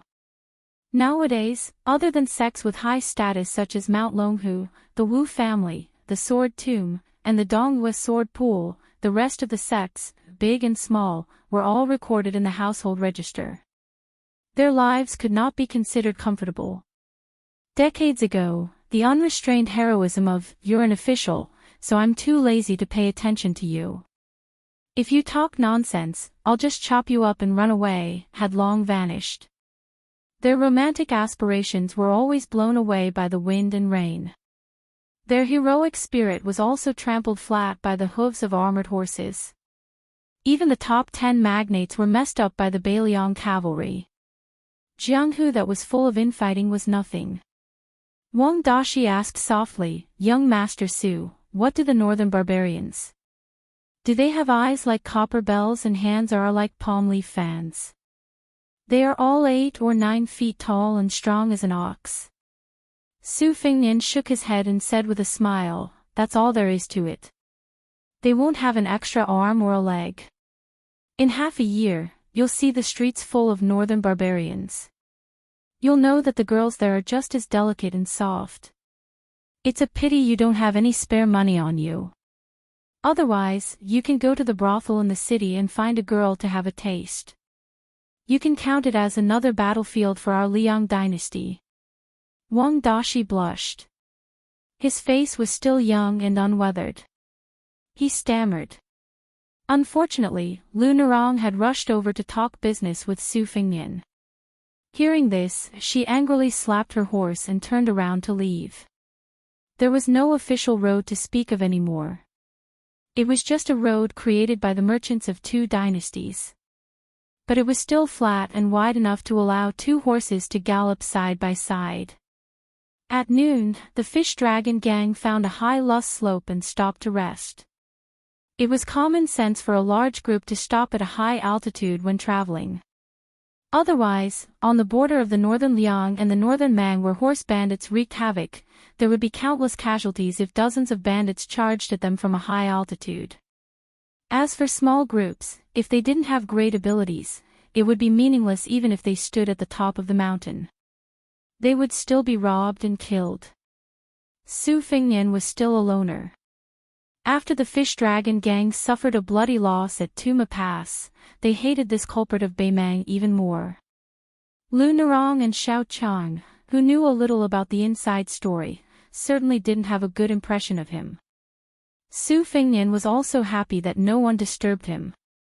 He ate a crumpled dry biscuit and squatted on the edge of the slope to look into the distance.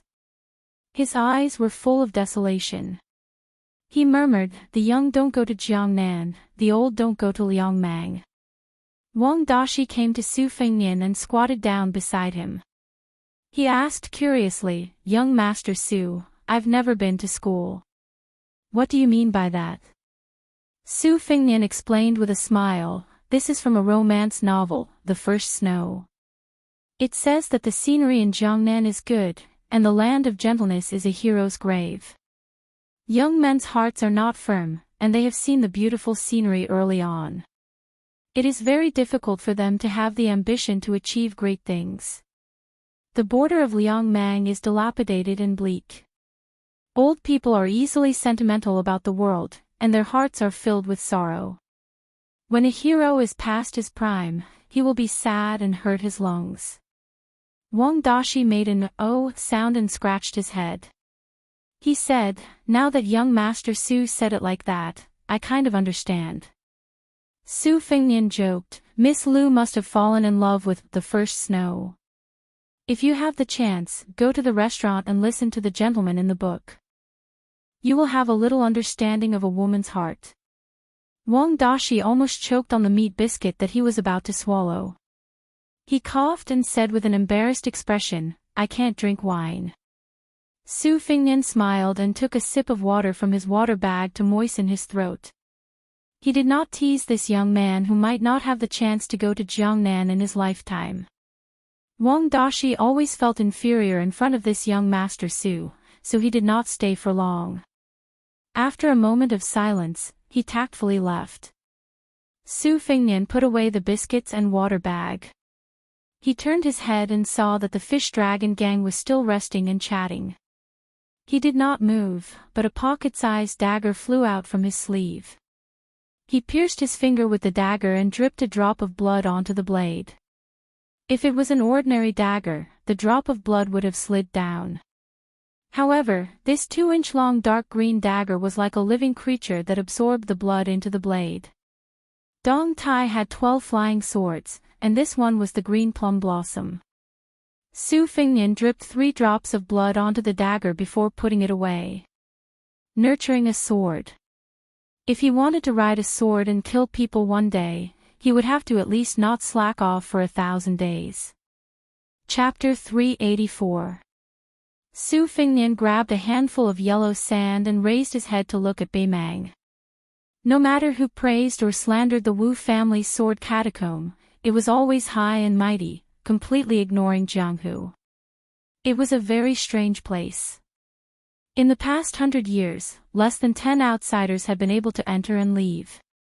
The most famous was the 2-time sword god, Li Chungang and Dong Tai.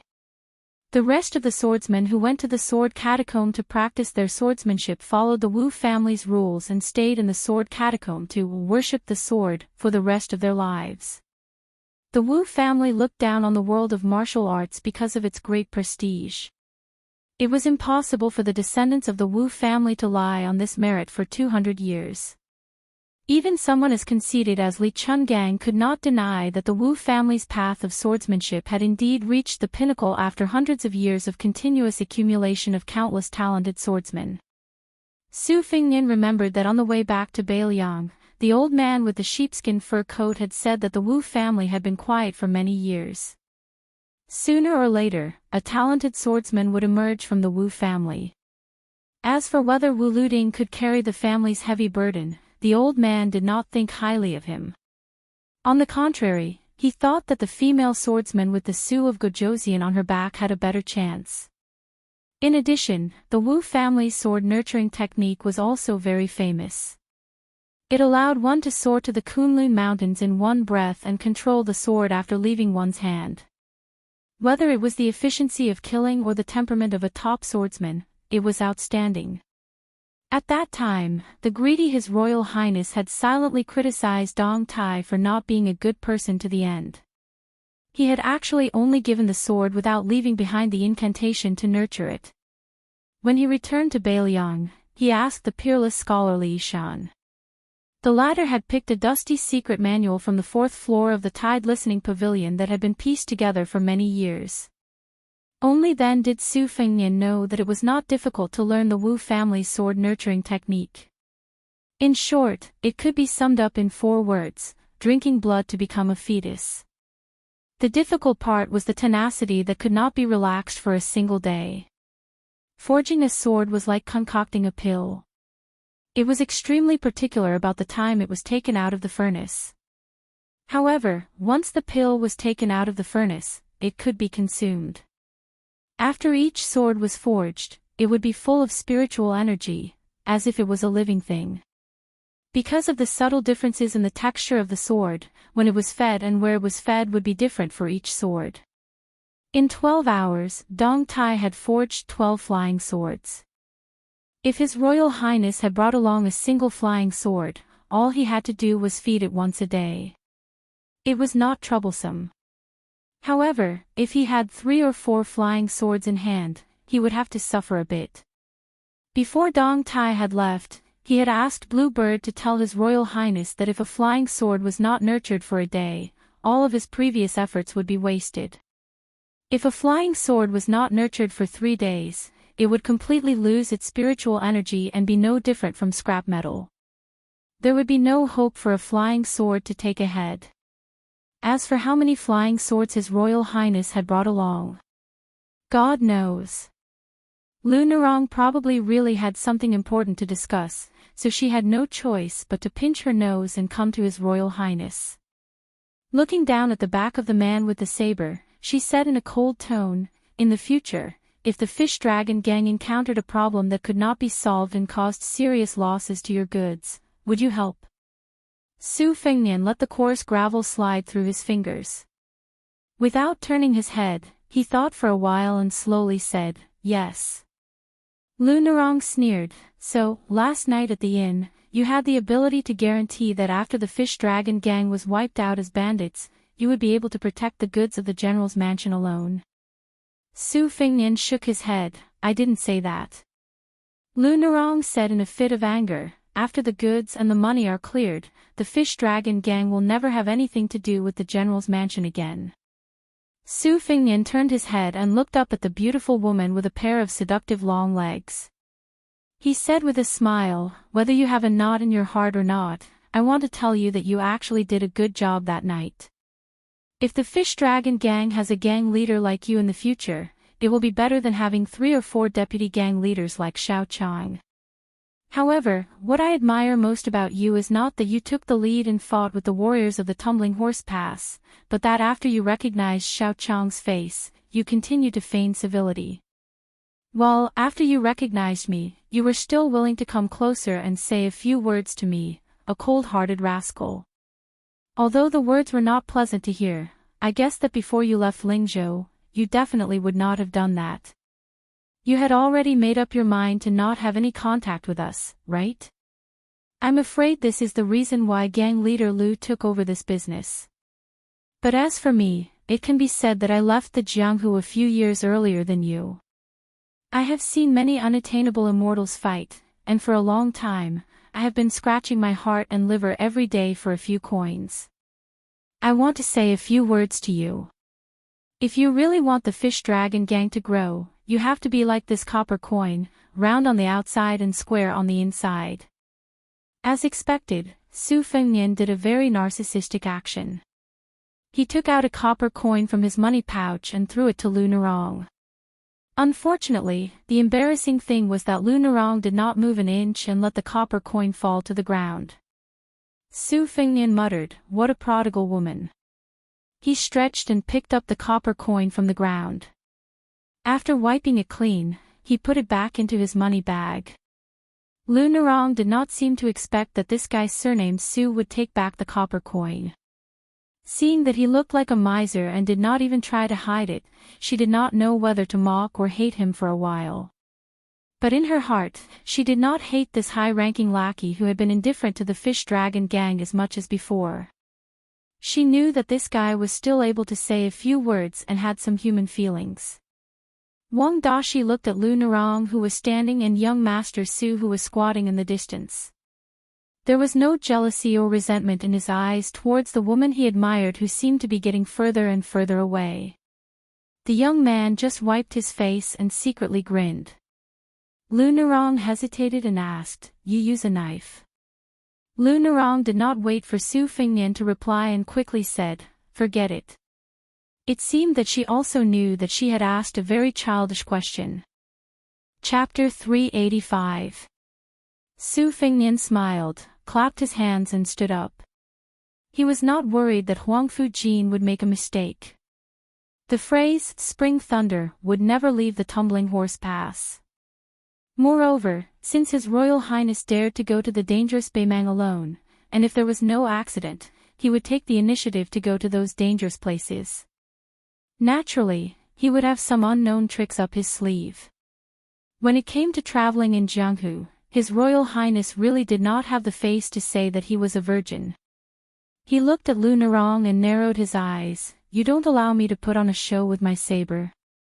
Think about it, other people like you think that I am a saber user. When they see that I am not willing to draw my saber, those who have less experience in Jianghu will inevitably look down on me. In the end, I will randomly punch my master to death. This is called a trick, and also a kind of evil in Jianghu. Lu Narong's face was filled with disbelief. The next journey to Beimang was quite smooth. However, when the fish dragon gang saw a few horse bandits in the distance, they were so scared that they broke out in a cold sweat. They were probably locusts that specialized in catching merchants and sucking their marrow. After thinking about it, the fish dragon gang felt that they could not eat a hot potato, so they did not do anything. This made Lu Narong feel relieved. To the fish dragon gang, they could no longer afford any losses. The deaths and injuries in the inn had already left Lu Narong in a terrible fix. Since they were members of the gang who had joined their master, it would not be as simple as compensating them with money. If anyone died, it would be a great disaster for the people in this peaceful and prosperous world.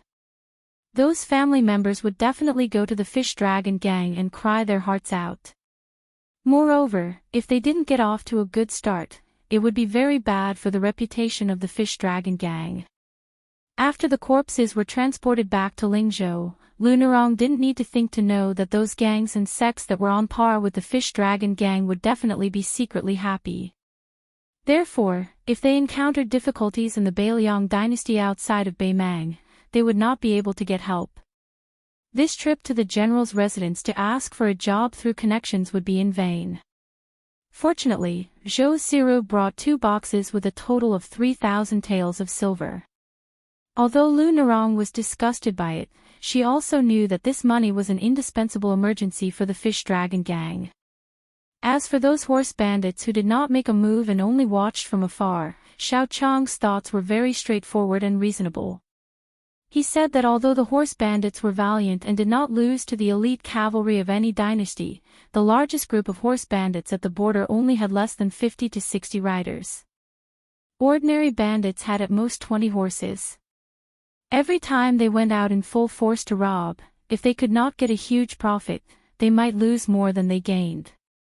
A group of bandits who gathered because of the profit would disperse easily. How would they dare to compete with the fish dragon gang who had a strong army? Moreover, the fish dragon gang only had 1 cart of goods. Compared to a dozen carts of goods, the scale was much smaller and there was not enough meat and fish. The horse bandits in the big strongholds looked down on them and the small groups of bandits could not swallow them. However, the taciturn Gong Sunyang had a different opinion. He said that they should be careful of these outlaws ganging up to rob. At first, Lu Narong did not think much of it. However, after half an hour, she saw the second and third groups of horse bandits watching them from afar and finally felt that something was wrong. When they stopped for the night, the fish dragon gang lit a dozen bonfires. In addition to keeping them warm, they could also scare the animals in the desert. What a good way to say that the stars hang over the plains. Wang Dashi helped Su Fengnian to light a bonfire. Sitting together, the clumsy bird flies first. The most important thing is the word diligence. The youth had finally managed to memorize the 600-word fist technique formula by rote. A few days ago, Su Fengnian even took the time to go to a secluded place to demonstrate the fist technique several times to Wang Dashi. Now that the Wudang Mountains leader was no longer around, this set of fist techniques quickly evolved into 2 types, the old and the new. The old one had 108 styles and was full of flavor, but was relatively complicated and obscure. Even the old Taoist who first practiced with the young leader on the square of the Taishu temple may not be able to fully grasp the essence. Therefore, a new Taoist named Li Yufu of Wudang Mountain, who was really talented, was able to concisely practice 64 styles, which was called the new stance. Unfortunately, what Su Fengnian demonstrated was the earliest old stance. Wang Dashi already had a hard time memorizing the formula, let alone practicing the new stance. Fortunately, Su Fengnian did not dislike this half-baked disciple of his and taught him very patiently. Seeing that Wang Dashi was always feeling guilty and vexed, he smiled and said to the youth that Kung Fu was the work of dripping water to penetrate a stone. If you can't master it in 10 years, then practice it for the rest of your life. Only then did the youth relax. Su Fengnian and Wang Dashi exchanged blows, back and forth. The cowardly coward once caught a sparrow with one hand, but the sparrow's claws were weak, so it was unable to fly in his palm. After Su Fengnian finished teaching, he drank a mouthful of water and added a few dry branches to the fire. He caught a glimpse of the youth staring at the distant Lu Narong. Su Fingnian suddenly thought of the flying sword in his sleeve, green plum blossom. Love, the heart's green plum blossom. Even when old, he still remembers his youth. An innocent novel, an unhindered online game. Fire Beacon expresses its absolute support for the first novel online game, Immortal and Devil Transformation. I just found out that my good friend wants to be chosen as one of the game's first author's pets, and I'm all green with envy. I originally planned to take a cursory look, but now my motivation is greatly increased. When the time comes, I'll take a friend's pet. I heard that Old Wu is also preparing to hold a sect hegemony competition. It sounds very exciting. When the game starts on the 26th, I want to choose the 10,000 Goblins sect. Compared to other sects, I prefer the power of nature. Book friends, what do you think? Unhindered Immortal and Devil Transformation sections address XMB. Zongheng. If you have any questions, come to the Immortal and Devil Transformation book group to discuss them. Group number 67407091. Chapter 386. Su Fingnian was chewing on a piece of licorice that he had casually wiped off with his finger. Probably because he was close to the bonfire, there was a warm smile on his face. 12 Flying Swords. Black Armor Childhood Sweetheart Morning Dew Spring Water Peach Blossom Moth Eyebrow Vermilion Bird Huang Tong Wei Jin Yutai Ah. These names were quite scholarly, much more elegant than the names of the maids in Wudong Garden, such as Sweet Potato and Cucumber. His Royal Highness was just like how King Zhao Yi described him as a naughty child holding gold by the Guangling River, which attracted a large number of top figures in Jianghu. In His Royal Highness' eyes, these outstanding figures were not as good as Old Huang in terms of skills and human feelings. Only the old man with a sheepskin fur coat was close. In terms of the demeanor of a master, Wang Xianji from Wuwu City flew into the East Sea like a rainbow and raised the water level of the entire coastal area by 20 feet. The so-called power to move mountains and rivers was nothing more than that. Qiao Chongqing also fit the image of a Confucian scholar. Only the peach blossom sword god who gave him the sword made His Royal Highness feel a little regretful. Legend had it that Dong Tai, who rode a donkey and carried a peach blossom branch, had the aura of an immortal and Buddha. However, after meeting him, he was not only plain looking but also liked to laugh. He was just a harmless middle-aged uncle, far from the peach blossom sword god in his imagination. His Royal Highness was daydreaming when Gong Sun Yang sat down without saying a word and took out 2 leather bags of liquor. Young Wang Dashi saw that young Master Su did not move. He was afraid that he would annoy the great guest who was second only to the old gang leader and Xiao Chang, so he hurriedly coughed twice. Gong Sun Yang looked at the mediocre disciple of the Fish Dragon gang with a bitter smile.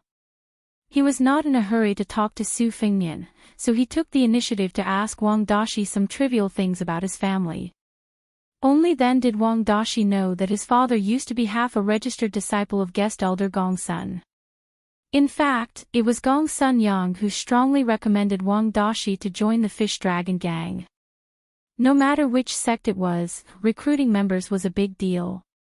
There was nothing trivial about it. Now the government was very strict with Jianghu, and all gang members had to be recorded in the household register. Therefore, there was an unwritten rule that both sides were aware of. Once, a great bandit was arrested, and the government tracked him down. The great bandit wasn't very skilled, but he had run into as many as 10 gangs in his 20 years of martial arts practice. As a result, this matter was reported to the governor of Qingzhou, and 7 or 8 sects that happened to be in Qingzhou were tragically implicated. This was a lesson learned by the whole Jianghu. Moreover, since the gang members worked hard for the gang, many taxes would be placed on the gang. Those behemoths with as many as 700 or 800 or even thousands of members naturally had rich family backgrounds and all kinds of ways to make money, so they wouldn't be too tired. However, small sects like the Fish Dragon gang were struggling to make a living, so the expenses were like a rope around their necks. Perhaps one day, they would be choked to death and be done with it. However, Gong Sun Yang had never mentioned that Wang Dashi was able to join the fish dragons and live a stable life without worrying about food and clothing. When Wang Dashi first joined the gang, he was not qualified to receive 1.5 strings of copper coins every month. In fact, the copper coins that were equivalent to 80 to 90% of silver coins came from Gong Sun Yang's own money bag. It was not until Wang Dashi grew up that Gong Sun Yang quietly stopped subsidizing him. Xiao Chang said that Gong Sun Yang was a taciturn gourd, and it was not wrong. Su Fingnian saw that Gong Sun Yang had brought 2 wine bags, so he smiled and asked for one. He took it and smelled it. Hey, it's really the green ants of Bailiang that are suitable for both the rich and the poor. He was in a good mood. He raised his head and drank a mouthful. Squinting his eyes, he asked with a smile, Mr. Gongsun, did the second gang leader go to a secluded place to practice swordsmanship again? Gongsun Yang's voice was hoarse. It was unknown whether it was because he had been blown by the wind when he was young or because he was drunk. He waved his hand and said, I'm just a crude martial artist who relies on my strength to make a living. I don't deserve to be called Mr. Gongsun. Although I don't practice swordsmanship, I know that hard work can make up for one's lack of talent. Mr. Zhao's swordsmanship has improved over the years because of his perseverance. Su Fingnian lifted the cowhide wine bag and said with a smile, one doesn't visit a temple without a reason. Senior Gongsun, if you have something to say, just say it. Gongsun Yang hesitated and said with a bitter smile, fortunately, young master didn't say that I'm unaccountably solicitous. You've given me enough face. Su Fingnian was a little surprised. He didn't expect this guest to have a sense of humor. His Royal Highness liked people who dared to make fun of themselves, but he didn't like people who put on airs because they were half-baked. Su Fingnian drank another mouthful of wine and silently waited for Gongsun Yang to continue. When Wang Dashi saw this, he wondered if he should get out of here. His butt was only half a foot off the ground when he was stopped by Gongsun Yang. Dashi, there's no harm in listening. Gongsun Yang sat down cross-legged and placed his wineskin on his lap. He went straight to the point and said, to tell you the truth, Gongsun Yang has been secretly observing young Master Su's skill, the distance between his steps, the way he gets on and off the horse, and the way he breathes while riding. I've paid close attention to all of this. It wouldn't be strange if I could see through it, but young Master's chi is restrained, so Gongsun Yang couldn't sense anything. At first, I thought that young Master was just an ordinary martial artist who had learned some military techniques from the general's manner to train his body. However, that night at the Toppling Horse Pass Inn, young Miss told Gongsun Yang that young Master had taken the life of a Bailiang soldier with one strike. This really gave Gongsun Yang a fright. Although young Miss's swordsmanship hadn't been tempered by life and death battles, she had reached a higher level in swordsmanship. After using the leaving hand sword and the Liu family's unique cannon hammer technique, the master cupped his hands 3 times and still claimed that he couldn't beat the assassin named Xiao Yingchuan. Regardless of whether young master took advantage of the sneak attack or not, it really wasn't easy to kill him with one strike. Before Xiao Yingchuan's body was taken away, I secretly flipped his back and saw the shape of his spine after it was crushed. Even if Gongsun Yang was at the peak of his youth, he wouldn't have been able to do so. It isn't that Gongsun Yang is boasting, but even if I face a third-rank martial artist, if I don't use the ox-horn bow, I will still be covered in dirt and grime. However, I walk the path of an external martial art that depends on age. People fear the young, and fists fear the strong. In the past, I have barely touched the threshold of the second-rank strength. Wang Dashi was shocked. Second class. For the people at the bottom of the Jianghu, this was already a master who had reached the heavens. Even old gang leader Liu, who built the foundation of the fish dragon gang with his own hands and cultivated both internal and external martial arts, was only close to third-class strength. However, in Lingzhou, he was already able to intimidate the heroes. The pillars of the top sects in Lingzhou were only third-class strength, and without exception, they all had no hope of reaching second class in their lives. However, this 40-something-year-old guest whose feet were poisoned and could even walk with a slight limp actually claimed to be a second-class master. Wang Dashi didn't dare to doubt it, but his heart was in turmoil. When he looked at Gong Sanyang again, he was not just in awe of his guest status. For the people of the Jianghu, fourth class was the first threshold, and second class was the second. It was even more difficult to surpass it. How much luck did a martial artist have to be able to jump through the Dragon Gate twice? Only after reaching fourth class and close to third class could one be considered a master. This was common knowledge in the Jianghu. Poor Wang Dashi didn't even hope to reach fourth class in his life. Chapter 387. The sages had written thousands of moral essays, all of which were earnestly persuading the people to be good. They had worn out their mouths, and with the addition of thousands of words written by their pen, their arms were sore from writing, and countless bamboo slips were used, but they were still not as useful as the Jushin dialect slang. What people do not look out for themselves, and what people die for wealth and birds die for food. Just listen to it, it was easy to recite, and it was not nonsense. No wonder everyone believed it.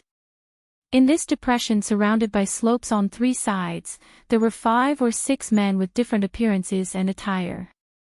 There was not a single bonfire lit. In the middle of the night in the wilderness, there were no women around. It was easy to imagine what they were plotting.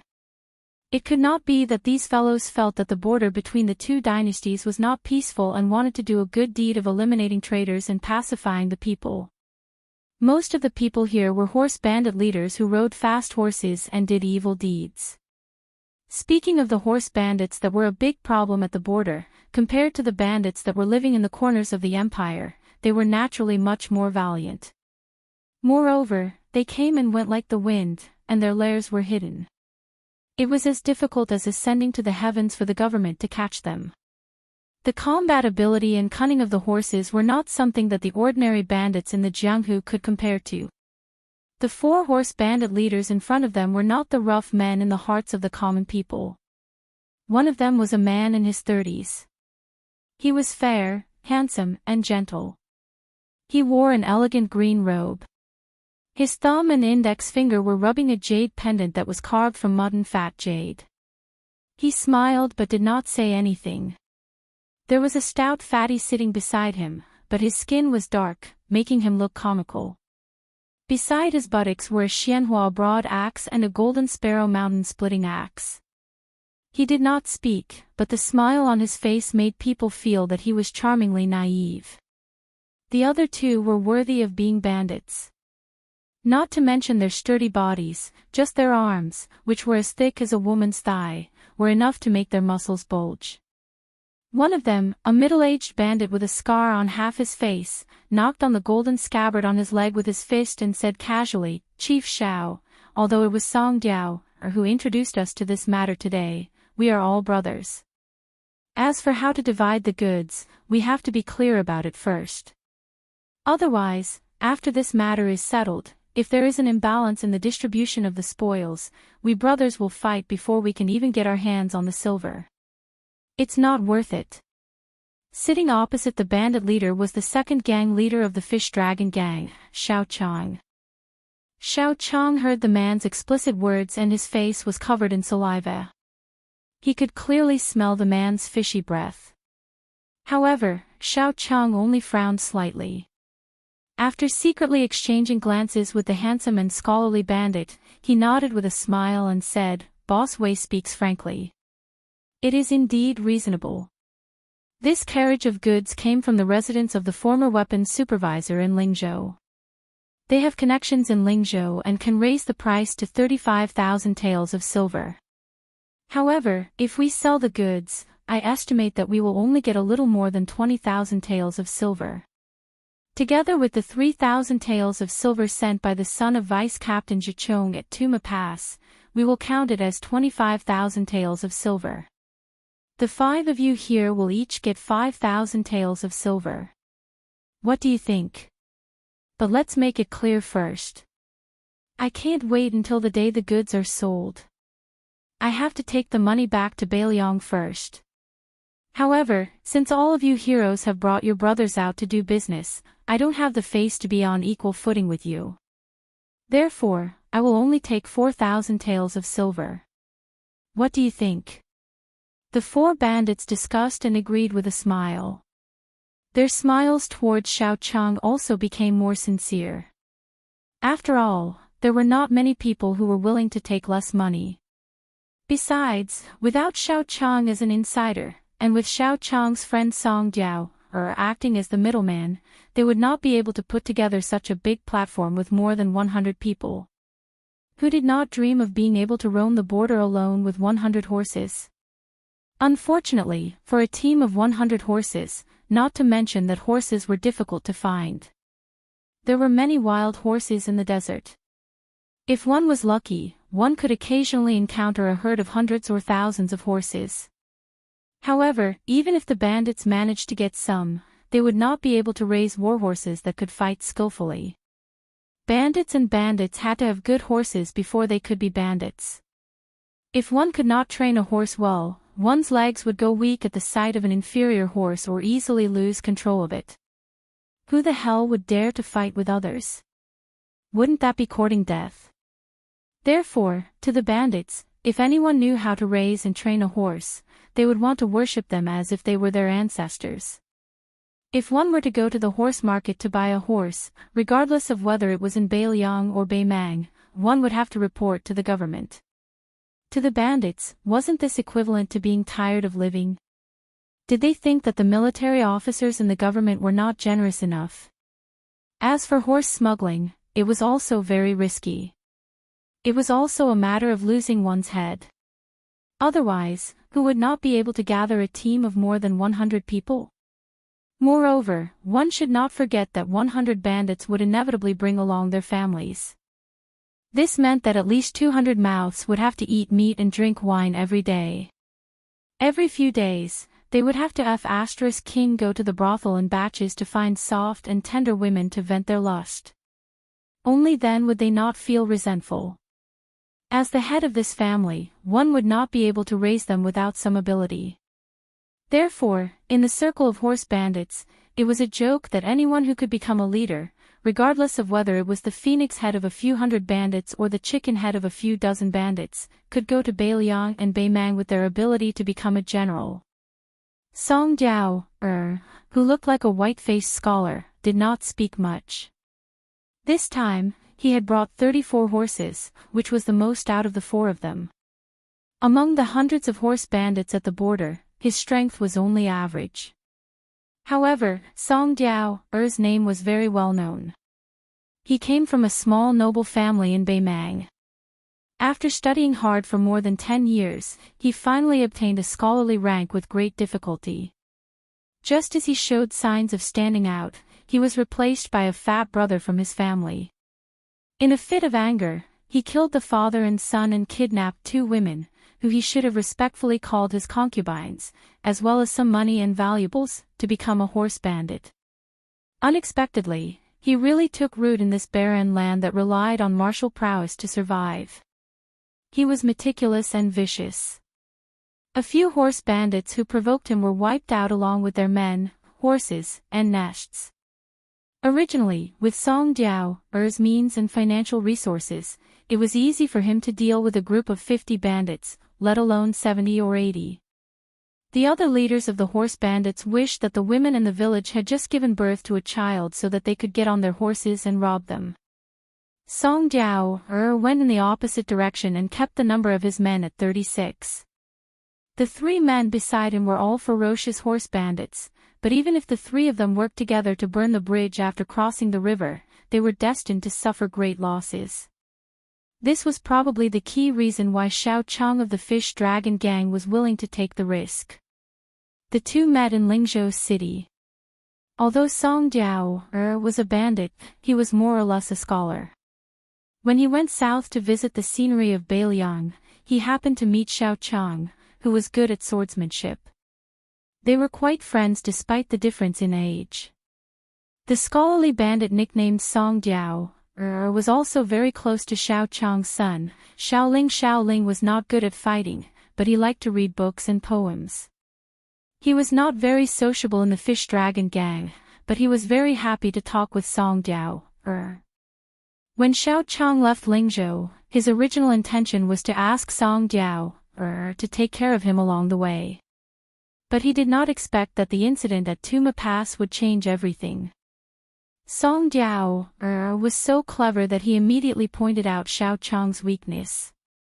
He beat around the bush and said that with Xiao Ling's talent, he was more suitable to be the leader of the fish dragon gang.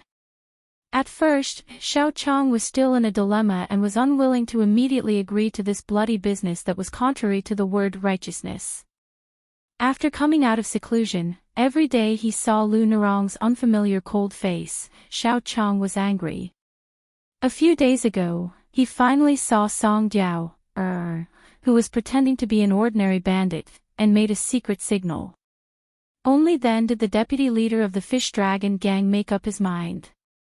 Whether it was Lu Nerong or a carriage of goods, how could they compare to the bright future of his son, Xiaoling? Moreover, if the fish dragon gang was handed over to Xiaoling, who was quick-witted and had many connections, it would definitely rise up strongly. It could be said that he was worthy of the pedantic old leader who had conquered the country but could not keep it. After all, Jianghu should be handed over to the young people to fight for. Old guys should not occupy the latrine. Lu Nerong was too soft-hearted and she was also a woman. What could she do? When she got married in the future, would the whole fish dragon gang become her dowry? Not to mention Xiao Chang, the rest of the old guys who had retired in a gold basin would be bitterly disappointed. Xiao Chang's mind flashed and he had mixed feelings. His heart became colder and hardened. He said with a smile, the fish dragon gang has more than 30 people. Except for Lu Nerong and the guest Gong Sunyang, their martial arts are not outstanding. Gong Sunyang is good at the rapid arrow technique, which can cause great damage to the cavalry of several leaders. When the time comes, I will definitely take advantage of the chaos to kill Gong Sunyang first. Song Diao pressed the jade pendant and said softly, we are not in a hurry to kill them. In the next 2 days, we will first harass them in batches and let the fish dragon gang be tired of dealing with them. Later, I will ask Boss Xiao to bring a few tails of knockout powder and see if we can put it in their food. But this matter is just icing on the cake. It will be best if it works, but it doesn't matter if it doesn't. If we have 100 riders to deal with more than 30 people, it will be like a hunt. Originally, if it was a big escort agency, there would be many carts and we would know a little bit about the art of stopping and forming a formation. Unfortunately, the fish dragon gang only has one carriage. Even if they have the art of war experts, they can't do anything. They can only blame it on their bad luck. The other 3 leaders looked at each other and they all looked a little cold. Song Diao suddenly smiled and said, by the way, the fish dragon gang has more than a dozen ready-made familiar horses. I don't want them. Let the 3 leaders distribute them at will. But that Lu Nerong belongs to me. There is no discussion. The fat black guy who played with the double axes gave a thumbs up and smiled at Song Diao. Brother Song, you are indeed educated. You love the country but not the beauty. I admire you. The other 2 big men also smiled playfully. Only a fool would not agree to such a wonderful thing. On the border, having a good horse was 100 times more important than having parents. Chapter 388. Song Diao seemed to be amused. He finally stood up, hung the jade pendant on his waist, and tied the red string into a slipknot. Only then did he raise his head to look at Su Fengnian. Young Master Su, since you dared to attend the meeting alone, it seems that clan leader Xiao has underestimated your strength. God is watching from 3 feet above. They might not believe it, but I do. But trust is trust, and I'm not afraid. What I'm most curious about right now is whether or not you've underestimated our abilities. If you're wrong, your fate might be even worse. Song Jiao finished and pointed at Scarface. Everything went without saying. Su Fingnian didn't want to waste his breath on this bunch of people who had already put their lives on the line. He stretched out 2 fingers, leaving only a small gap, and asked with a smile, "If I am just a hair's breadth away from the first-grade Vidra realm, will you guys escape?" Su Fingnian paused and continued to ask, "Can you escape? This should be a night full of surprises." Xiao Chang and the 4 horse bandits who had risked their lives were amused by these words. Even Song Jiao thought that this guy must be crazy. There were only a few first-class experts in the world, and most of them lived in seclusion in the mountains, appearing and disappearing unpredictably. Some sat behind the scenes in seclusion, and very few of them were treated as distinguished guests by various top forces in the imperial court. They were also worshipped like bodhisattvas. How big was the world in Jianghu? Finding a first-rank expert was no different from finding a needle in a haystack. Even Song Jiao and the others were used to seeing great storms and waves. Only Xiao Chang was fortunate enough to have seen the graceful bearing of a Vidra realm expert from afar when he was young. Song Jiao was slightly better.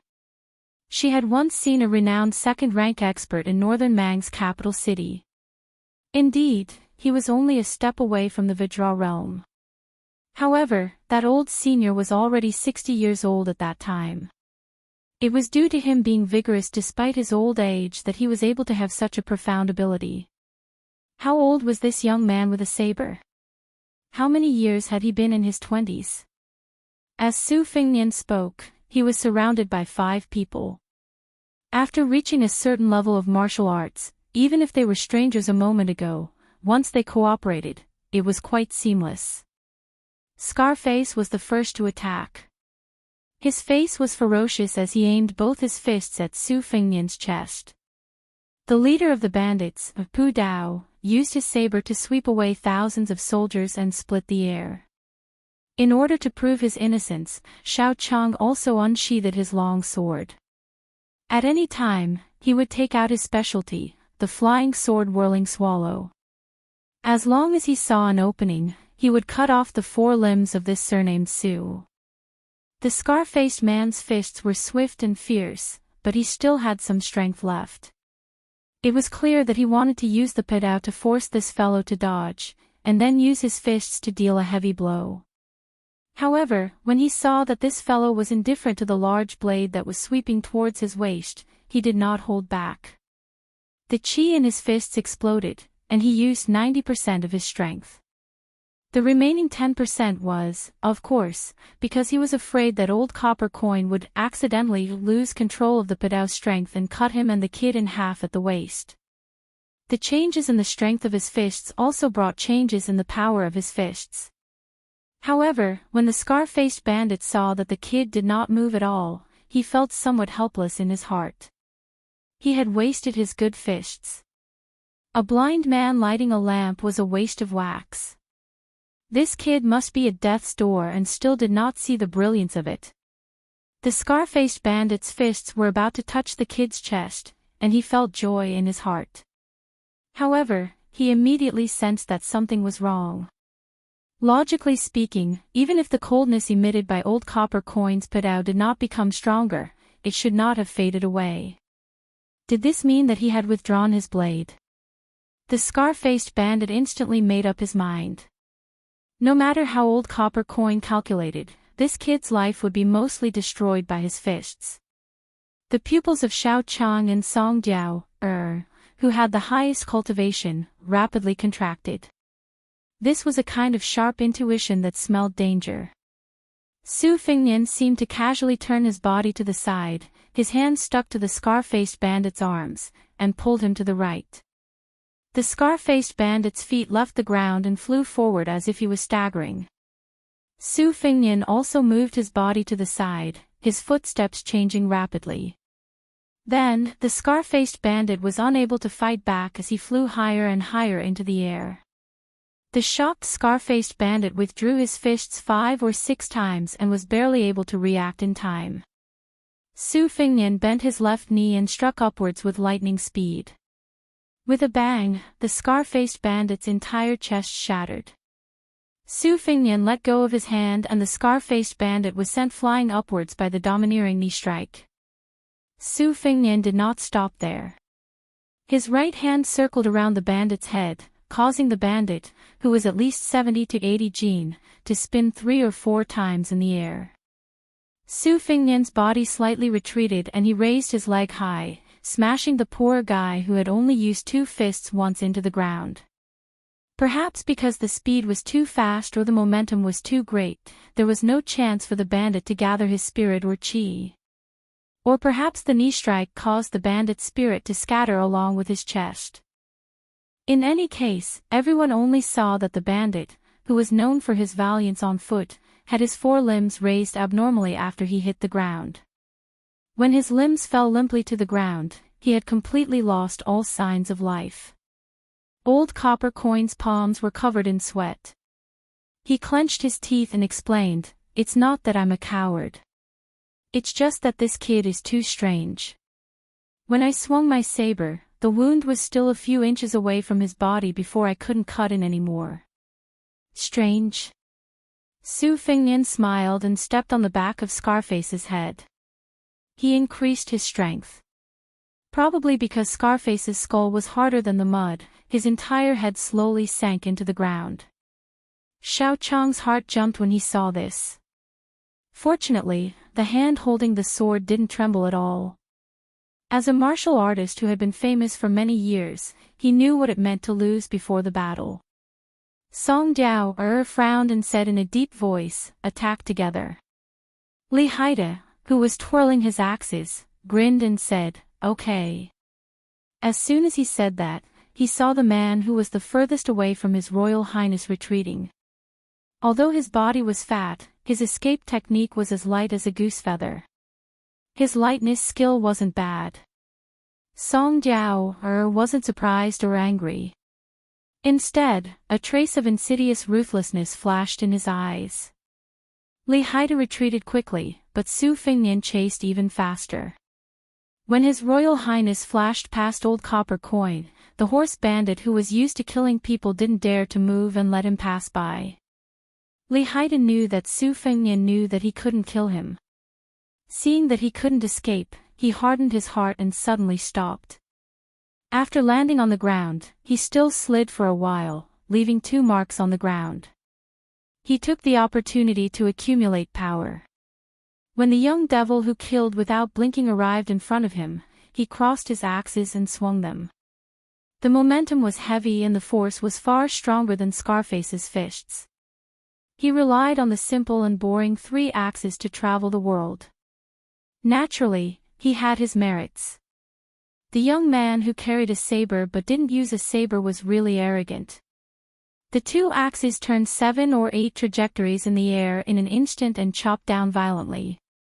He didn't retreat or dodge, but used his arms to meet the axes in a terrifying posture. Li Haida, who was despised to the extreme, shouted angrily, "Go to hell." There was neither the familiar sound of flesh and bones being chopped off, nor the legendary sound of metal and stone colliding. Li Haida knew his pain. Xianhua's axes and Golden Sparrow Mountain splitting axe seemed to have penetrated into a big ball of cotton. This ball of cotton couldn't be seen, but it really existed. He finally understood why Old Copper Coin said that it was strange and evil. This kid's chi was so abundant that it overflowed to the outside of his body. The so-called chi dynamic was even more precious than the most valuable gold and silver in the eyes of the world. Many martial artists had spent their whole lives practicing chi dynamic, but they had never figured out what it was. Some lucky guys with a strong family background were guided by a master and had 1 or 2 secret manuals in their hands, but they could only vaguely feel that there was a stream of hot chi flowing through the bones and acupoints in their bodies. But how to gather it and use it for their own use was an insurmountable and precipitous pass. If they were lucky enough to know how to gather it, how to gather and disperse it freely, it would be even more fatal. Since ancient times, reading books and practicing martial arts had been the obstacles of the world's civil and martial paths. The person in front of him, who he was going to fight with his life on the line, was actually able to let his chi leak out in a regular pattern. Wasn't this the legendary Vajra realm? How could Li Haida not feel ashamed of his inferiority and go crazy with jealousy? It was like a poor man who was diligent and thrifty every day. Suddenly, a rich man appeared and could eat, drink, and defecate on a mountain of gold and silver. Comparisons were odious. Li Haida didn't care about the 3 axes. He was determined to press down on the pair of giant axes in his hands. His dark face swelled with a sickly dark red. It was estimated that he had used all the strength he had accumulated since he was a child at this critical moment. Chapter 389. Li Haida chopped down with his axes for a short distance of 3 inches. It seemed like an extremely long time. It was no longer a chop, but a death push. Li Haida's heels were already raised as he let out a crazy roar. The axes finally touched the sleeves of this young bastard. Li Haida's sleeves were cut open, and the cold edge of the giant axes touched his skin. He grimaced as if he was possessed. His whole body's chi was boiling and surging to his arms. Su Fengnian frowned slightly. He shook his arms and bounced the axes away. A kick landed on Li Haida's chest, and the burly man's hand split open, causing blood to flow out. He fell back. Su Fengnian effortlessly grabbed Li Haida's wrist and broke it with a twist. He took Xian Hua's broad axe and Jin Ke mountain splitting axe.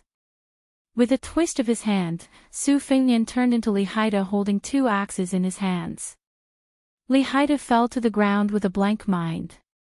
He propped himself up with his elbows, turned around, and ran. Su Fengnian didn't say anything and waved an axe, stabbing it into the back of the burly man. Li Haida pounced forward with the huge force of the axe and stabbed the burly man's head.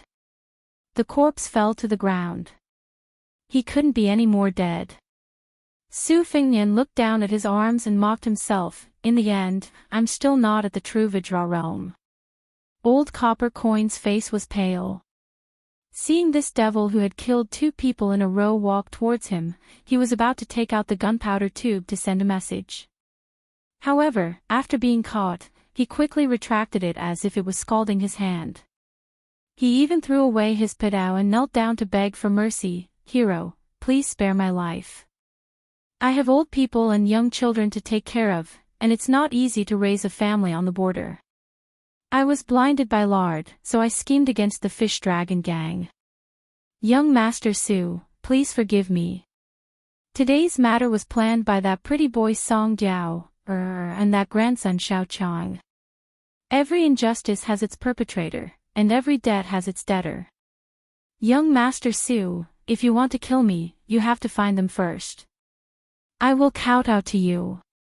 Old Copper Coin spoke incoherently and kept kowtowing. Alright, then I'll find trouble with those 2 first. As Su Fengnian said these words, he was checking the abnormal flow of chi of this horse bandit. Lowering his head could hide the malice in his eyes, but the muscle texture of his fists could not hide the killing intent. His Royal Highness sneered and kicked the horse bandit's head off his shoulder. The head rolled far away with blood and finally stopped at Xiao Chang's feet. Xiao Chang's eyes widened. His eyes were bloodshot. He didn't look at the head at his feet. He only stared at the young disciple of the general's residence. 3 out of the 5 had died. Song Jiao was still rather calm, but he didn't have the confident bearing he had before. He said bitterly, Young Master Su, since you're already an immortal who has stepped into the Vajra realm, why bother with ants like us? As long as young Master Su is willing to let Song Jiao go, I'm willing to kill Xiao Chang myself. Song Jiao will also bring some men to check the belongings of the 3 people on the ground and hand them over to young Master. In the future, Song Jiao and his descendants will set up a memorial tablet in young Master Su's honor. Incense will continue to burn. The sword in Xiao Chang's hand trembled. He cursed, Song Jiao, you're worse than a pig or a dog. Song Diao completely ignored Xiao Chang's curses. He only carefully bent his waist and faced the young devil of unknown origin. Seeing the expressionless face of this young master who hadn't even drawn his saber half an inch out of its sheath, he continued, after Song Diao kills Xiao Chang, if young Master Su is still not satisfied, Song Diao can cut off one of my arms to show my sincerity. Su Fengnian smiled and said, okay. Then he saw a good show of brothers killing each other. After the time it took to burn a stick of incense, Xiao Chang, who had left his sword and reached perfection, fell into a pool of blood, dying. Song Diao, who had always given people the impression of focusing on scheming and rarely fighting, was actually an expert close to the second rank with a flexible sword at his waist. It seemed that a weak scholar who could make a name for himself could still make a pure martial artist look at him in a different light if he really practiced martial arts.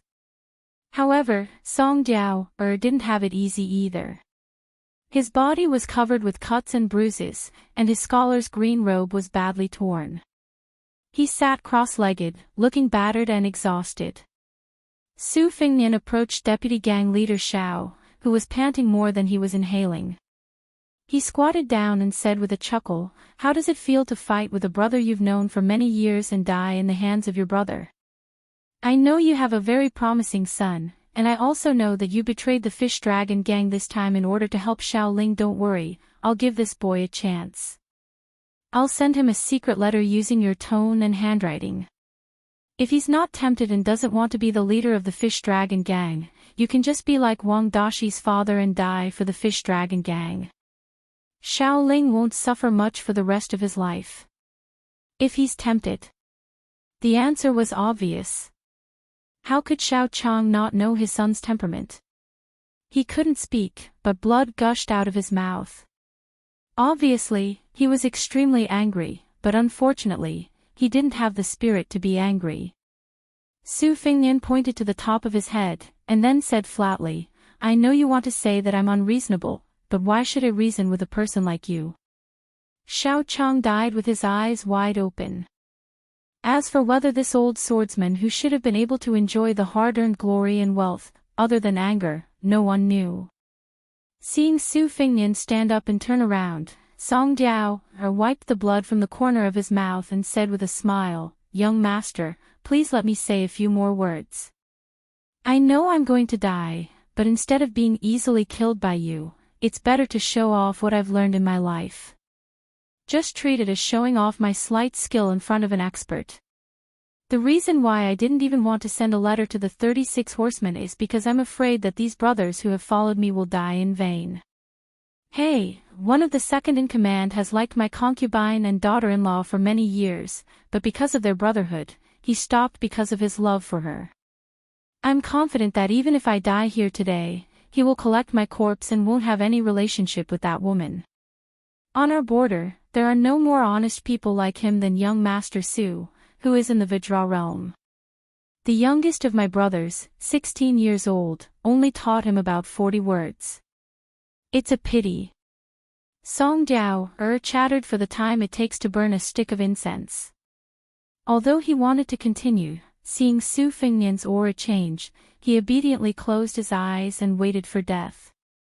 After waiting for what seemed like an eternity, Song Diao opened his eyes and subconsciously looked into the distance.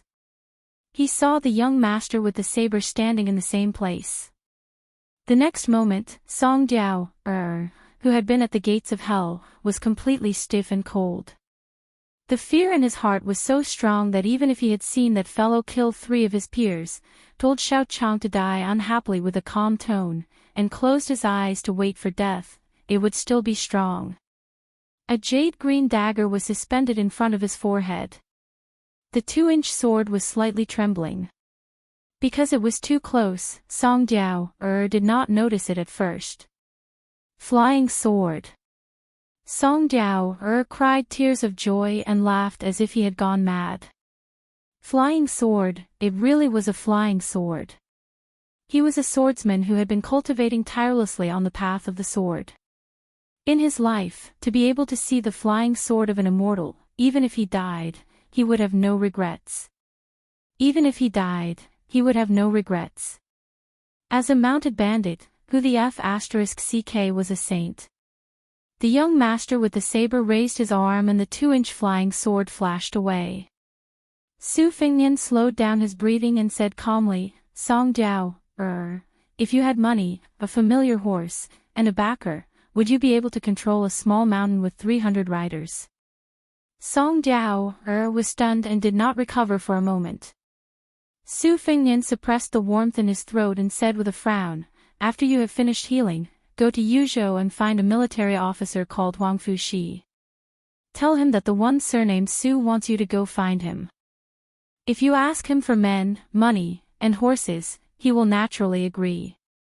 If I come back and find out that you are careless, not to mention building a temple for me, even if you build 100 temples, you and your 36 brothers will all die. Su Fengnian turned around and did not wipe away the blood flowing from his nose. He was cursing in his heart. It was not easy to pretend to be a peerless master. In order to show off his flying sword, the qi in his body was already fluctuating like the tide in Guangling. If he continued to hold on, he would be exposed. Fortunately, in Song Jiao's eyes, this young master Su, even if he walked very slowly, was extremely otherworldly and elegant. PS1. Today I said I would upload 2 chapters during the day. This 10,000-word chapter is only 1 chapter. But if I don't upload the 2nd chapter in time, of course, it must be a loser slacking off again. Please don't scold me. PS2. Remember to add Sina Weibo to follow. Chapter 390. Both Buddhism and Taoism had been arguing for thousands of years, forming a huge quagmire. Generations of experts from both sects were unable to avoid this custom. They either argued fiercely in the imperial court or wrote books to slander each other. Each and every one of them had to crawl and roll in this quagmire several times. Very few could be recognized by later generations as someone who could emerge from the quagmire without being tainted. In the past 100 years, there was a white-robed monk who traveled to the West in search of scriptures. Only then did the awkwardness of the 3 sects of the current dynasty, with Confucianism first, Taoism second, and Buddhism last. Unfortunately, when the concept of epiphany appeared in the world, it was a huge blow to the white-robed monk and the 2 Zen temples. This tall monk once jokingly said that the conflict between Buddhism and Taoism was like 2 old farmers in a village fighting for water to irrigate their fields. The water source was the same, but the amount of water was limited. Whoever stole more water and swindled more water into their fields would have a better harvest. Since it was a fight for water, naturally there would be conflict. First, they would use their words. If they could not convince the other side, then they would use their fists and feet. If that did not work, then the one who had a good relationship with the village constable would ask the armed officials to kill. Naturally, the white-robed monk was mocking himself. He also secretly mocked Taoism's Longhu Mountain's closeness to the imperial court and how they were favored by the emperor. From the imperial court down to the marketplace, they had launched as many as 6 campaigns to exterminate Buddhism in history. The white-robed monk had previously single-handedly fought against more than 10 great Zenrins on the golden peak of Taoism's ancestral court twice. Both times, he had won by the same method. Speaking of which, it was strange. In the past, when Buddhism and Taoism fought once every 10 years, even if one side won by a large margin, it would be subjected to countless criticisms afterwards. Only this white-robed monk, who never finished talking, had won by stumbling. Even the extremely arrogant old immortals of Longhu Mountain could only smile bitterly and did not hold much grudge against him. In recent years, there were often some Zenrins outside of Longhu Mountain who quoted Buddhism's doctrines and wrote all kinds of books to criticize and oppose Buddhism. They carried their book boxes and went to the 2 Zen temples to find the white-robed monk to debate. Without exception, after they left the mountain, they did not speak a word. Outside the thatched hut on the mountain behind the 2 Zen temples, 2 bald monks, one big and one small, were basking in the sun. This place was too close to the forbidden area, the forest of steels, so there were very few visitors. Therefore, there was no smell of incense that was so thick that one couldn't cover their nose. Behind the thatched hut was a vegetable garden and chicken coop. In front of the hut were 2 peach trees, both young. One of the peach trees was planted when the middle-aged monk's daughter was born. Later on, he abducted a little fool, Wu Nanbei, from who knows where, and planted another weeping green peach tree. The back of the mountain was shady, so the peach trees grew slowly. The branches were well spaced, and the branches were dark green. Every year, on the 2 children's birthdays, the foolish Nanbei's master's wife would carry a kitchen knife and drag the 2 children, who were born on the same year, month, and day, to the peach tree. She would carve a mark according to their height.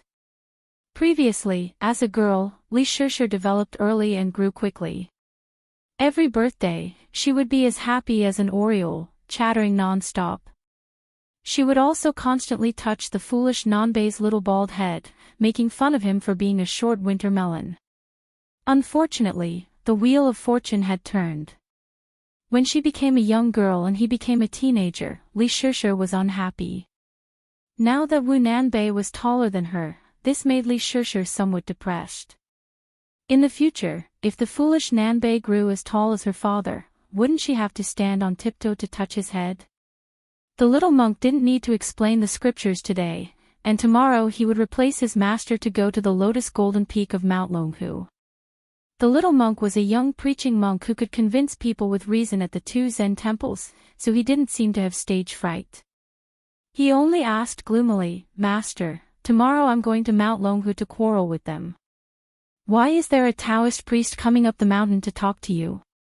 The white-robed monk was lying on a rattan chair, stroking his bald head. He caught a glimpse of his wife walking out of the thatched hut to wash clothes. He said firmly, "Everyone on the mountain knows that your master's wife is good at cooking, so they're here to freeload." The little monk was really stupid. He said honestly, "Aw. Then master, why did you say behind your master's wife's back that you put too much salt in that plate of spring garlic chives and asked me for water to drink? I thought the saltiness was just right. However, these Taoist priests are too insatiable. Although they are guests, master and master's wife have already cooked a table full of food, and they've already eaten. They still want to quarrel with you, master. When they can't win the argument, they make a scene. Fine, master, you're too noisy, so you lead them to the back of the hut and let them use their fists to reason with you." After that, they scolded master and even hit master. In the end, master's wife still has to put on a smiling face and say that we're in the wrong. What a pity. The white-robed monk's shoulder was fiercely pinched by the woman. Invincible Vidra.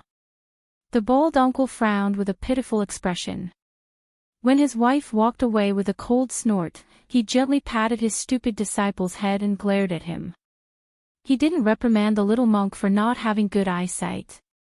The stupid Nanbei scratched his head. Just like what Dongfang Nian said, he was very slippery, like a wooden fish. The little monk sighed and said, "Master, can I do it or not? When we lose the argument, what if the old abbot doesn't even give us the copper coins? Master's wife will definitely blame me." The most mischievous middle-aged monk said irresponsibly, "If the old abbot says you can do it, what do you say?" The little monk was a little hesitant. I don't think I can do it. Half a year ago, the foreign monk who came from India said that he wanted to build a temple and preach. The old abbot agreed without hesitation. This made Abbot Hui Xian and the others who had been eyeing that piece of land for many years very angry. Also, a month ago, Master's uncle Fallon said that she wanted to renounce the secular world and stop being a monk.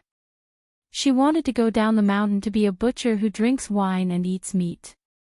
The old abbot just smiled and said that he could do it. Also, 2 days ago, junior brother Yongfa, who was only 8 years old, ran to the old abbot's meditation room and said that if he didn't give him any candy, he would pee there. The old abbot still agreed.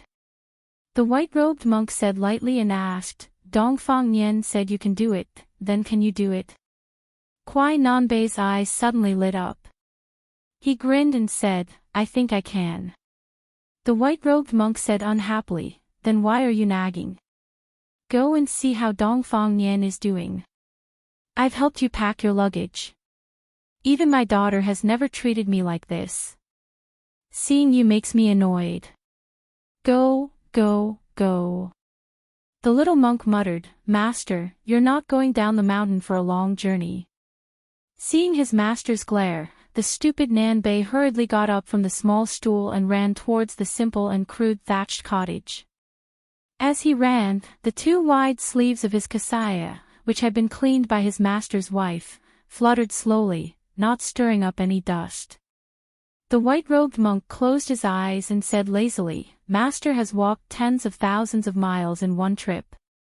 He has walked all the way for a lifetime. There were 3 rooms in the thatched cottage.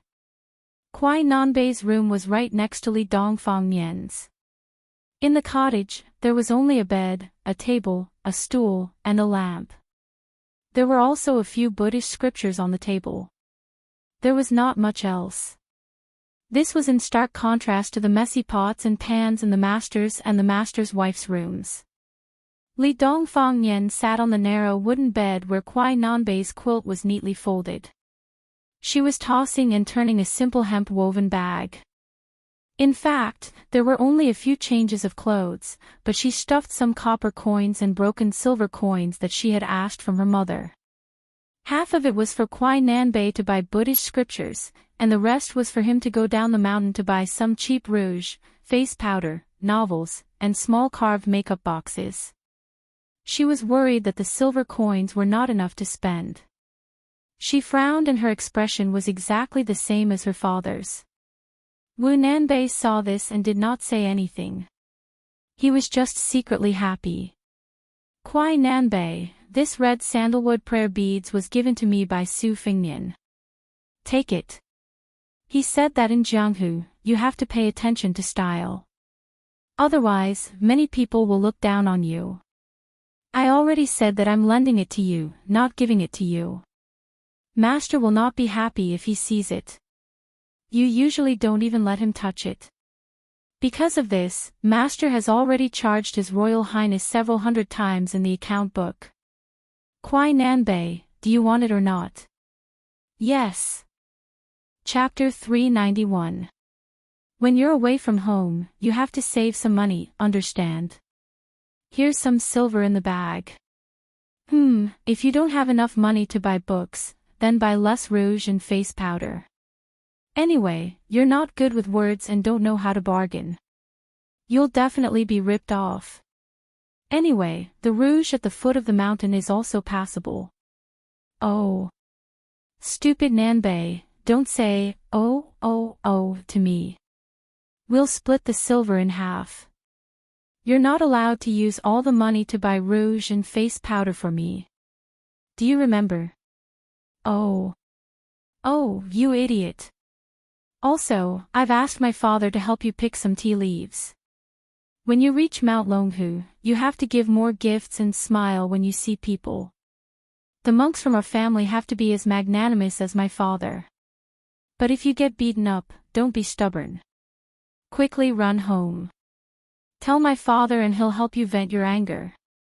Okay, I know what to do. There's one more thing. Don't forget. If you meet Su Fingnian, remember to tell him to come to our house to play. Of course. When Su Fingnian comes up the mountain, will you help my father or Su Fingnian? I'll help you. Say it again. I'll help Su Fingnian. That's more like it. The white-robed monk lay on the rattan chair and listened to the small squabbles in the room. For some reason, he remembered a kind of noodle tea he had eaten in an alley in the capital during a winter many years ago. The noodle tea was finely ground from a very nourishing crop. The noodle tea was boiling hot. Gently shaking it, it rippled in a small porcelain bowl. The way to eat it was also a little particular. One's mouth had to stick to the edge of the bowl and slowly drink it. In this way, the noodle tea would not burn the tongue when it entered the mouth. The noodle tea in the bowl would also not turn cold early, and all the internal organs would be warm. There were icicles hanging under the eaves of the streets and alleys, but after drinking this bowl of noodle tea, one's body and heart warmed up as well. Of course, what made him feel the most warm in the cold was the woman sitting beside him. Perhaps she was not that good-looking, narrow-minded, and a little unruly, but in the vast world, in the vast sea of people, in such a large capital city, there were hundreds of thousands of people. He did not see His Majesty the Emperor, nor did he see the nobles and officials. He only saw her. Since he already worshipped Buddha more than many people, he had a clear conscience and was worthy of the 3,000 strands of worry that he had shaved off. He only felt that he couldn't bear those reverent gazes that treated him like a god.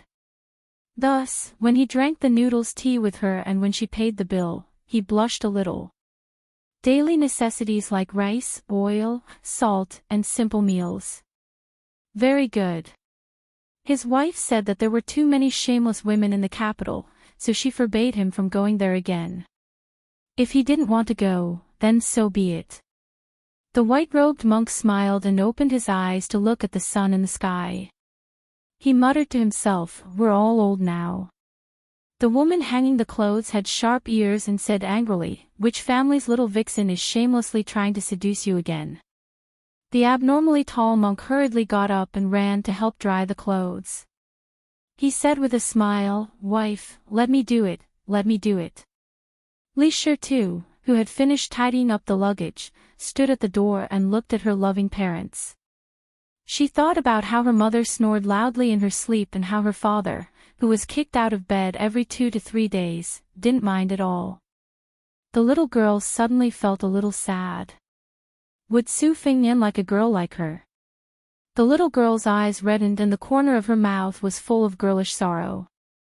"Stupid Nanbei, I know you won't be able to meet Su Fengnian when you go down the mountain." The little monk panicked. "Then I won't go home after I go down Mount Longhu. I'll go to Beiliang to find His Royal Highness, okay?" Li Shi too smiled through her tears and rolled her eyes. "Forget it, I'm a heroine. I don't care about this." The little monk laughed foolishly. The white-robed monk shook his head and sighed. Why did he take in such a disappointing and stupid disciple? The woman smiled knowingly. "It's good that Nanbei isn't like you." That night, the little monk, stupid Nanbei, slept soundly as usual. On the other hand, Li Shi too, who had nothing to do with her, tossed and turned. She couldn't fall asleep and only managed to fall asleep very late. In the early morning, an extremely senior 100-year-old monk personally came to the thatched cottage at the back of the mountain to welcome the preaching monk to the Hall of Great Strength. The old abbot with snow-white hair and beard led the way. Some of the old fellows in the temple who were in closed-door training also came out. There were at least 300 to 400 big bald heads and kasayas gathered in the square, not to mention the many little bald novice monks hiding in the distance to join in the fun. It was a grand occasion that only happened once in 10 years. If Li Shi too saw this scene, she would roll her eyes. When she was young, she liked to count how many bald heads there were while listening to the monks chanting sutras. However, counting the days and months of the year was not an interesting thing. Fortunately, Li Shi too slept late and did not get up yet. The white-robed monk and the little monk, Wu Nanbei, did not dare to wake her up. This girl who dreamed of becoming a heroine had a bad temper when she woke up. Even the little monk's master's wife did not dare to touch her, let alone their family of 4 who had the least status in Jianghu.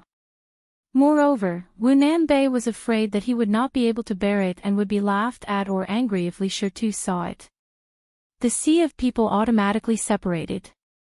The little monk with clear eyes and the lazy white-robed monk walked side by side.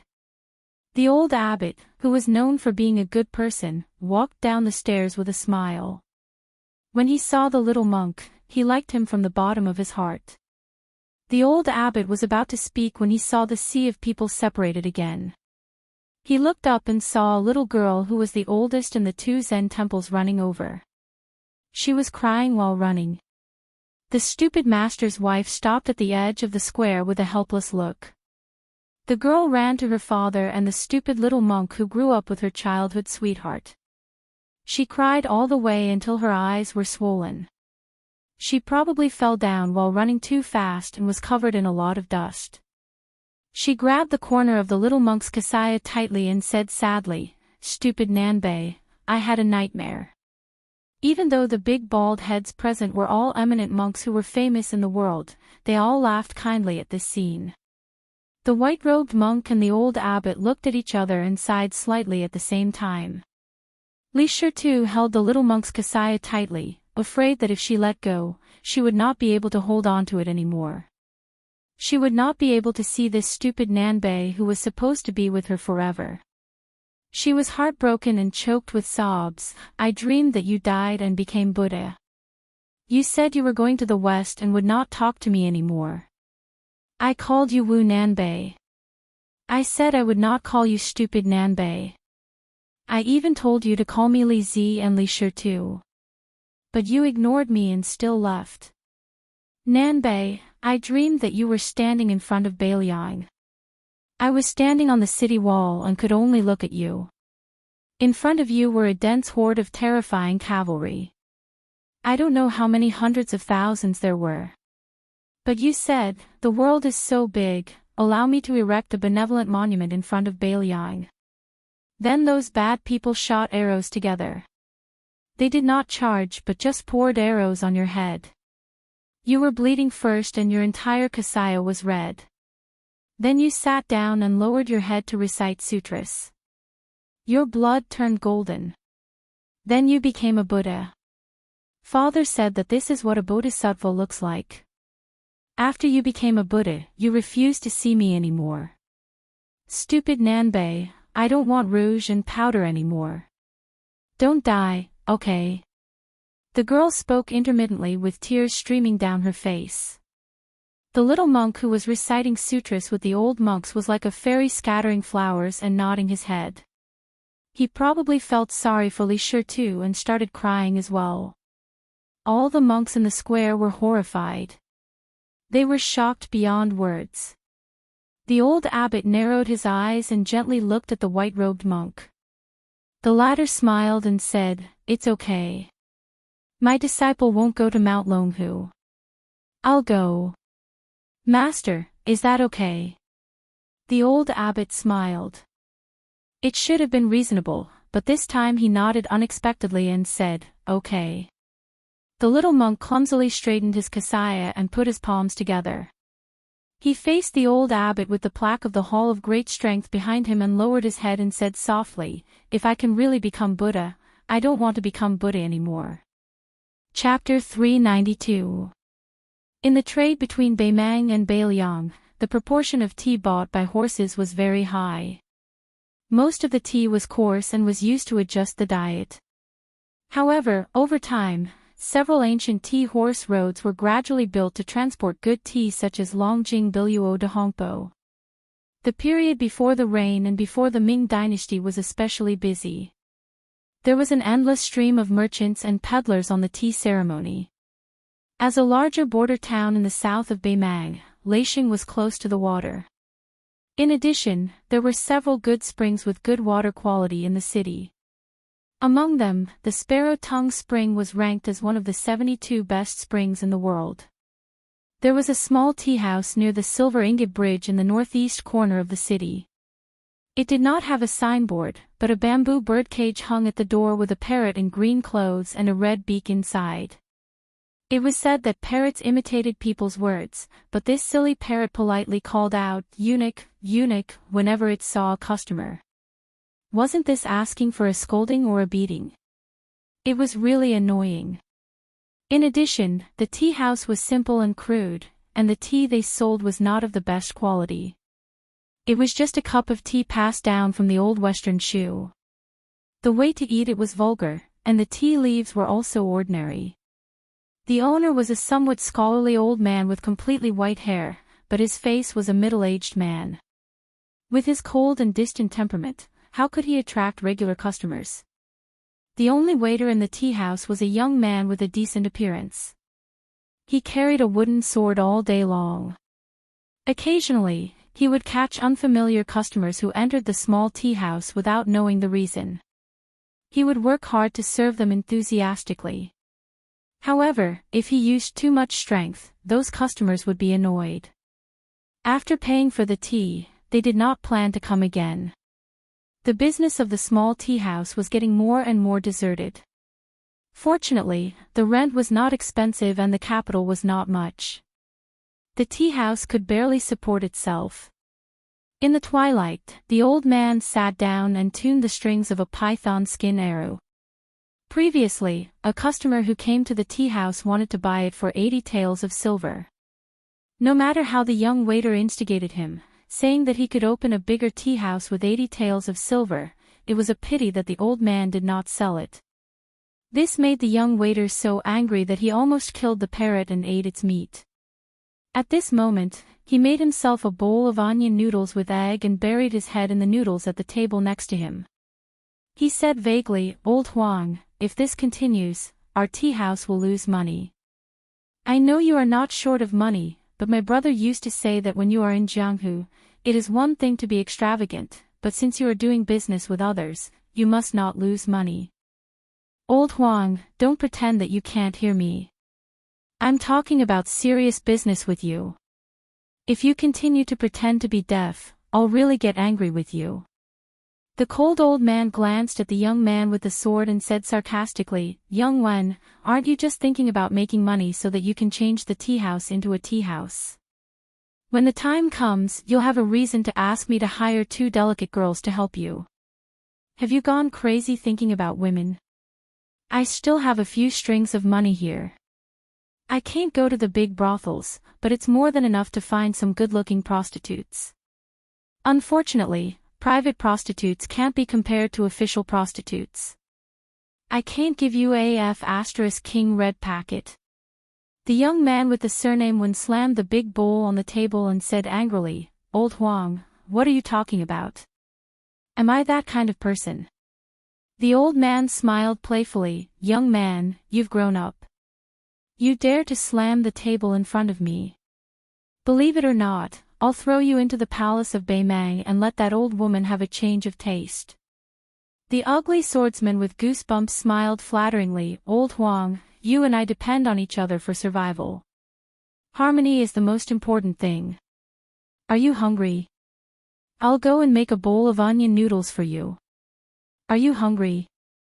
The old man didn't buy it. He waved his hand and said, "Go and bring that idiot into the house." The young man quickly finished the noodles and licked the bottom of the bowl. His face was still full. He went to the door and took down the bird cage. Along the way, he wanted to teach the parrot some new tricks. When he said, "Grandpa," the parrot replied, "Grandpa." When he said, "Grandpa," the parrot still said, "Grandpa." He was so angry that he scolded Grandpa, but the parrot still said, "Grandpa." The young man who was cursed, "Grandpa," 3 times reached into the cage and taught the bird a lesson. The green parrot fluttered and lost a few feathers. The old man said helplessly, "This idiot is already 60 years old. It doesn't have many feathers to lose. Why are you sulking with an animal?" Throwing the bird cage on the table, the young man changed several sitting positions but still felt uncomfortable. He simply took a bench. According to Old Huang's strange saying, he put his head and feet on the bench, his body was suspended in the air, his hands were folded behind his head, and he stared at the ceiling in a daze. This used to be a roast goose shop, so the ceiling was dirty and greasy.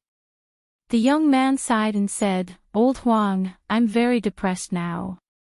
Why don't you tell me more stories about Jianghu? I love it." The old man had a bad temper.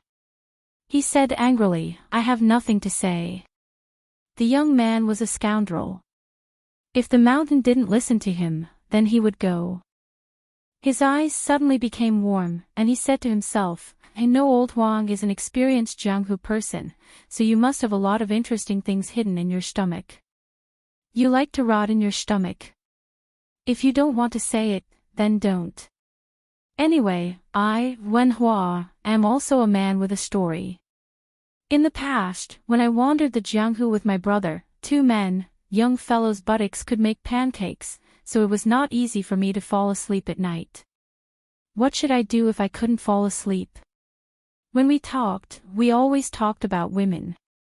My brother was good-looking, so I was very jealous. Usually, when I went to the village to ask for water, if I knocked on the door, those annoying women would all lose their chastity as soon as I glanced at them. Don't talk about giving water, they would close the door as soon as they opened it.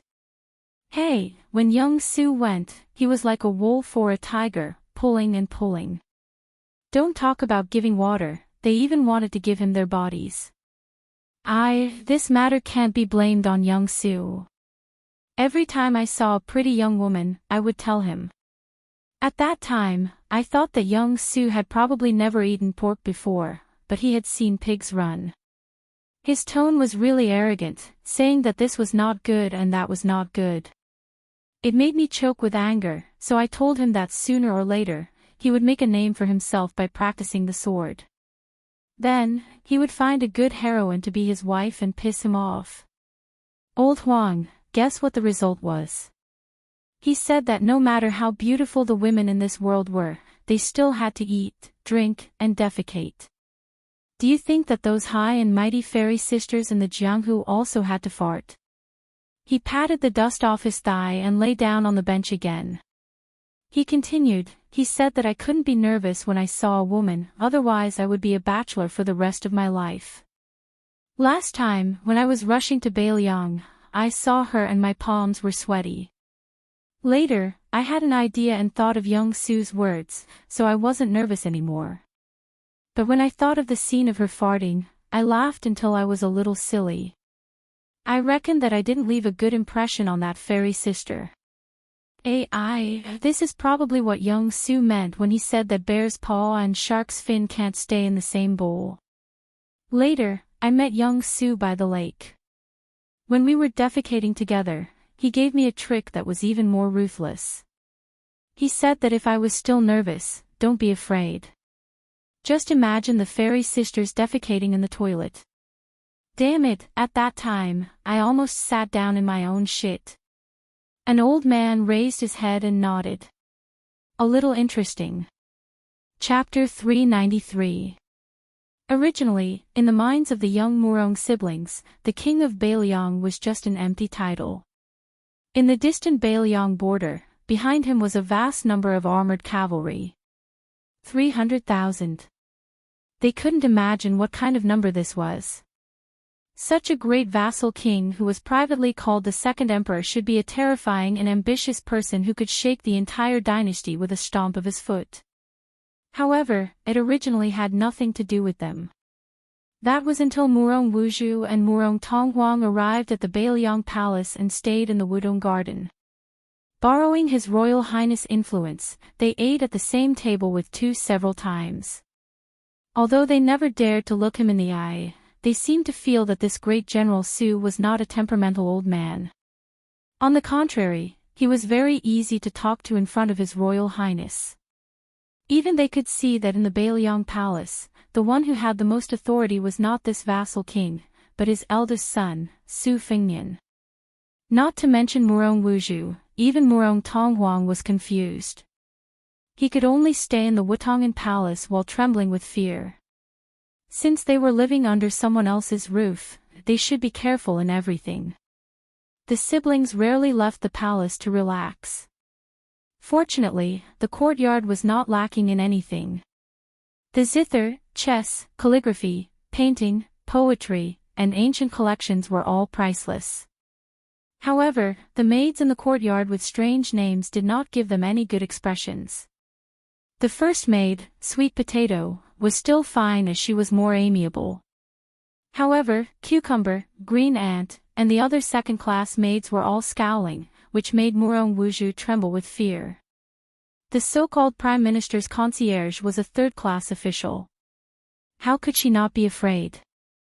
However, Murong Tonghuang was relatively more unyielding. He was justified in borrowing books and zither from the maids. What made Murong Wuzhu feel relieved was the arrival of a Qingzhou woman who also lived in Wudong Garden.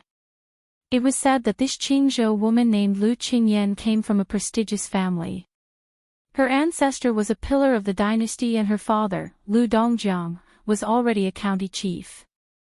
She brought a young servant with double pupils into the manor. After meeting His Royal Highness, the young man with the strange double pupils went to the border. These rumors spread very quickly in Wudong Garden, but it was only spread in this courtyard. If it was said that the Murong siblings could not afford to fight and hide, then this woman from a first-class wealthy family would fight with the maids. The stubborn maid, Cucumber, always said strange things about the turtledove occupying the phoenix's nest.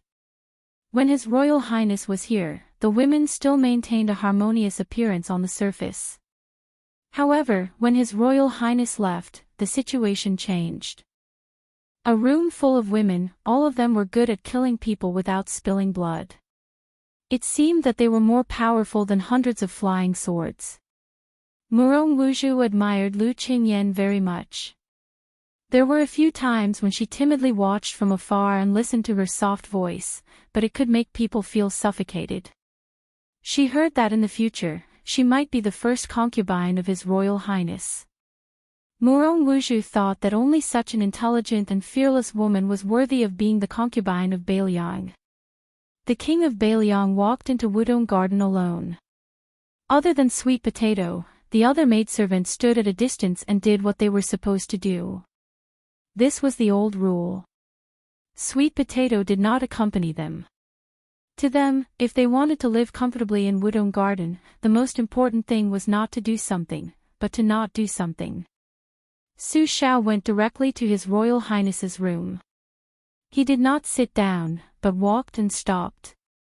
It seemed that he was helping to pack up some small objects. The room was very spacious, and the light was good. Even though it was filled with a dazzling array of treasures, it did not seem cramped. In the evening, the desk by the window was covered with the afterglow of twilight. It was a warm light yellow. Su Xiao stretched out his calloused hand and slowly slid it along the edge of the desk. After he stopped, there was no movement for a long time. He seemed to have thought of something and smiled gently. He withdrew his hand and put his hands in his sleeves. He faced the window and looked out the window. Su Xiao turned to look at the slender and elegant Lu family's maidservant standing at the door. He waved his hand and smiled. "Qingyan, you've come. Come in and sit. Talk with uncle." Lu Dongyan entered the room. After Su Xiao sat down, she picked up an embroidered stool and sat down in a slightly reserved manner. Su Xiao smiled and said, "Uncle is busy. I haven't been a good host recently. When you go back, don't talk about uncle in front of Lu Zhuguo." Lu Dongyan shook her head and smiled. "I won't." Su Xiao laughed loudly. He paused and fell into his memories. He sighed and said, "I remember the first time I came to the capital to meet the emperor. It was Minister Lu who treated me with respect and brought me, a young martial artist, to the throne room. It could be said that we walked together. At that time, I was puzzled. Why would a second-rank minister of the Ministry of Personnel be willing to walk side by side with a sixth-rank military officer who had just received a promotion? Didn't he think it was beneath him? Now Uncle Su understands. I've long heard that Shang Zhuguo knew some prophecies. It seems that he has been waiting for this day. If I had known at that time, I would have had the guts to curse him for being a sly old fox." Only now did Lu Dongyan know of such a relationship. She pursed her lips and smiled. Her eyes were pure and did not reveal too much awe or curiosity. Su Xiao's tone was milder. He said, "Uncle Su has heard some things in Bailiang. You've just arrived in Bailiang and Wen Taiyi and Hong Lingshu, these two old fellows, are already making a ruckus in the capital. Qingyan, I remember that when you were young, you often visited their homes. Those two old fellows really don't care about old friendships at all. The old one bullies the young one when he can't. They've lived for so long, but the more they live, the more backward they become. These years in Qingzhou, if it weren't for Lu Zhuguo holding the fort, there wouldn't have been any Green Party, let alone Bai Yan's mischief. But then again, we're all family. If the old minister had clenched his teeth and held on, although the Green Party could have survived for a few more years, your Lu family would have been completely suppressed by Wen Hong. If the old minister hadn't completely given up on the Green Party that he had created, he definitely wouldn't have let you come to Beiliang. As a result, the Green Party has already lost its last breath. Lu Qingyan whispered, ancestors said that at his age, he's already enjoyed all that he could. It's time to seek fortune for his descendants. Su Shao finally smiled, he nodded and said, I like old minister to be an honest person and speak the truth. To be honest, uncle has never had much malice towards the Green Party. They want fame, fortune, power, and official positions. They are straightforward and throw everything and everyone on the scale. They will buy and sell as much as they weigh. They are never ambiguous. It's actually not hard to deal with such people. Old Wen and Old Man Wen haven't learned the good things from Zhang Julu and Gu Jiantang in the capital, but they have learned the bad things from them. The Green Party originally didn't have any capable auxiliary talents and strategic strategies. How can the Green Party, which is not united, withstand a few disturbances from others? It's a pity that they will fall apart if they are distracted. Lu Qingyan naturally didn't dare to speak. Chapter 394. Su Shao said self-deprecatingly, why am I telling you this? Uncle originally wanted to chat with you about daily life.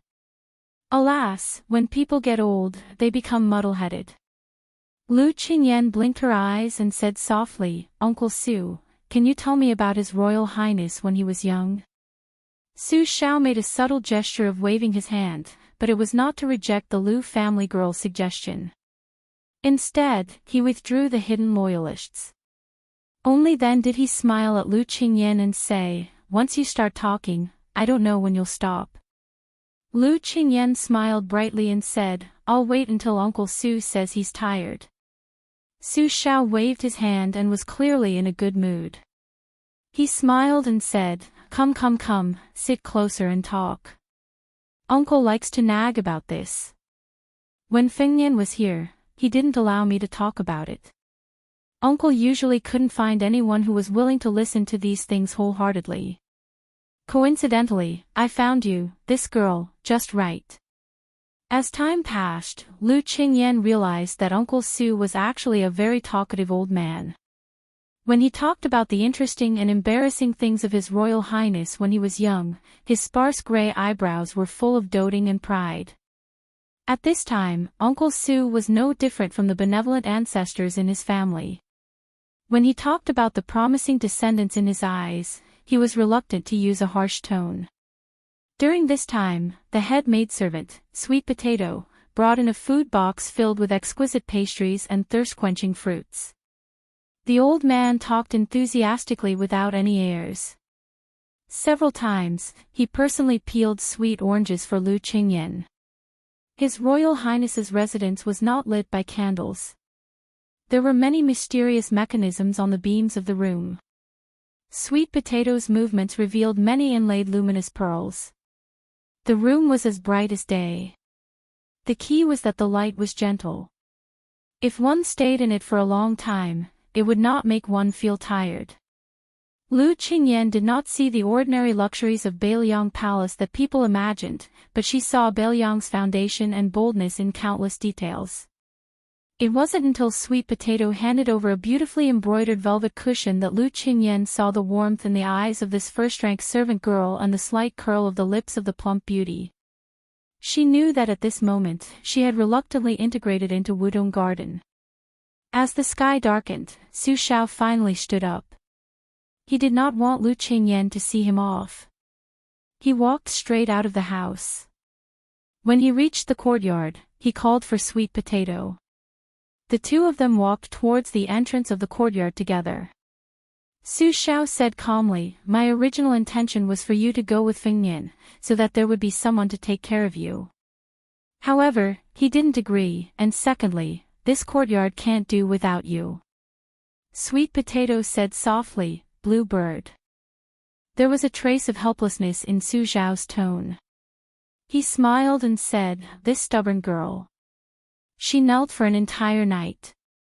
When I nodded, she took the instant spear and went out. Even now, I don't dare to tell Fengnian about this. I'm afraid that I'll be scolded badly. Sweet Potato smiled. Of all the servant girls in Wudong Garden, she was the closest to the king of Beiliang. Other than the father and son, no one else knew that she was the death warrior left behind by the Wangfei. Su Xiao sighed softly and said, after Jihu left, you're more like Fengnian's older sister. Sweet Potato was about to speak when Su Xiao waved his hand and said, you and the Lu family girl are the same kind of people. In the future, take care of her. Beiliang's environment is completely different from Qingzhou's. No matter how smart a girl is, she won't be able to adapt in a short time. We can't just transplant a good Qingzhou peony into Beiliang's soil and not do anything about it. But remember, in a few days, send a message to her saying that the man with double pupils is dead. See her reaction. If she passes this hurdle, then you and Chu Lushan will begin to prepare for her marriage into the Su family. If she doesn't pass, then treat it as if she doesn't have the life to be a secondary Wangfei. Sweet Potato nodded. Su Xiao walked to the door of the courtyard and asked with a smile, do you think that after this king's conversation with her today, she will become arrogant or will she remain unmoved? You are a woman and understand a woman's thoughts better. Sweet Potato hesitated and then shook her head and said, this servant doesn't dare to speak nonsense. Su Xiao didn't make things difficult for the head servant girl of Wudong Garden and walked out of the courtyard alone. In Wudong Garden, Lu Qingyan should have been filled with joy, but her hands and feet were cold. Even she didn't know why. Su Xiao came to Tidehark Lake to relax and saw Princess Jing and Pei Nanwei sitting in the pavilion in the middle of the lake. There was also Xu Xiu, who was inseparable from this Wangfei according to his orders. The two women were separated by a dozen paces. Xu Xiu's duty was to observe Princess Pei's words and actions. For a truly skilled disguise, the appearance was the art, and the mind was the art. Only when the art and the art were combined could the art be considered successful. Pei Nanwei's laughter, anger, and stupor, her frown, her pursed lips, her shock, and her shock, Xu Xiu had to remember all of it. At first, Pei Nanwei was disgusted by the observation of this Beiliang retainer. However, Xu Xiu wanted Princess Pei to reveal as much of her true feelings as possible. She didn't care if Pei Nanwei was angry or not. In Beiliang Palace, what kind of Wangfei was a Princess Jing'an? Later on, Pei Nanwei completely ignored Xu Xiu. For some reason, when she came to this sinister Wangfu that the court and Jianghu feared, she actually felt at ease and lived in an elegant garden by the lake. His Royal Highness was meticulous and had people get a few mu of reeds so that they could enjoy the scenery when they opened the window. Although it couldn't compare to the endless reeds outside Xiangfan City, Pei Nanwei, who was pretending to be calm and indifferent, only revealed a hint of joy on her face. No matter how big the reeds were, they were not hers. No matter how small the reeds in Beiliang Palace were, His Royal Highness had clearly said that they were hers.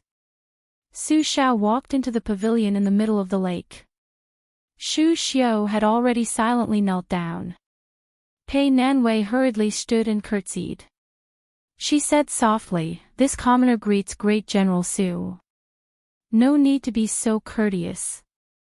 Su Xiao joked, "You and that sissy Zhaoheng. This king will have to be reversed. You will be king of Jing, and he will be Princess Jing'an." Pei Nanwei's face was bitter. Su Xiao didn't sit down. He said, "Pei Nanwei, in the future, there will be no restrictions on you entering and leaving the Fu." Pei Nanwei unconsciously stood and curtsied again. She respectfully said, "Thank you for your grace, great general." Su Xiao smiled and walked out of the pavilion. He muttered, "This daughter-in-law of yours is too well-mannered." Pei Nanwei's face was stunned, and then her face flushed red. Xu Xiu's eyes were full of envy. Su Xiao leisurely strolled back to his room. Other than his 2 sons and 2 daughters, no one else would enter this place. Even if Qin Jibao and his other foster sons had something to report, they would only speak outside the door of the courtyard. They would then go to the nearby anecdote pavilion to discuss important military matters. There was only one loquat tree in the courtyard. In the night, Su Xiao stood under the tree, lost in thought. He returned to the not spacious and luxurious room. It was simple and plain. There were 2 clothes hangers in the outer room. Su Xiao bent down and pulled out a chest from under the table. When he opened it, he didn't find any rare treasures, but a chest full of cloth shoes. Su Xiao took out a pair of half-sewn cloth shoes and a needle and thread box. After lighting a candle, he skillfully bit the needle, wrapped the thread around his finger, and began to sew the shoes. Not far away, there were 2 clothes hangers. One was a general's armor, and the other was a king of Beliang's official robe. Outside the window, there was a loquat tree in the courtyard. It was planted by my wife the year she died. Now it is as tall as a pavilion. Chapter 395. When His Royal Highness first started practicing his bladesmanship in Wudong, he regretted not having done so earlier. He thought that he should have let the men of sacrifice raised by the prince's mansion fight each other. Only then would he be able to see real killing methods and not some flashy moves that look like the flash of a sword. Letting the horse gang leaders Song Diao, and Xiao Chang fight each other was not only to let the latter die with everlasting regret, but also to let His Royal Highness see the wonders of the flying sword swallow spiral. Back then on the Xiangfan official road, Song Diao had used the flying sword to force His Royal Highness to use it. Later on, His Royal Highness had used the flying sword to scare Song Diao. It could be considered an impromptu idea, but fortunately, it was not too embarrassing. Su Fengnian's impression of Song Diao was not bad. He was scheming, patient, and knew when to advance and when to retreat. However, what Su Fengnian appreciated the most was the words he said before he died. Perhaps it was because of this that Su Fengnian truly saw Song Diao in a new light. Song Diao had said that his second brother was a rare kind person on the border, and was Song Diao not the same? After Su Fengnian walked far away, he spat out a mouthful of blood and hurriedly covered it in his palm. A short sword flew out of his sleeve and was carefully nurtured before he quietly put it away.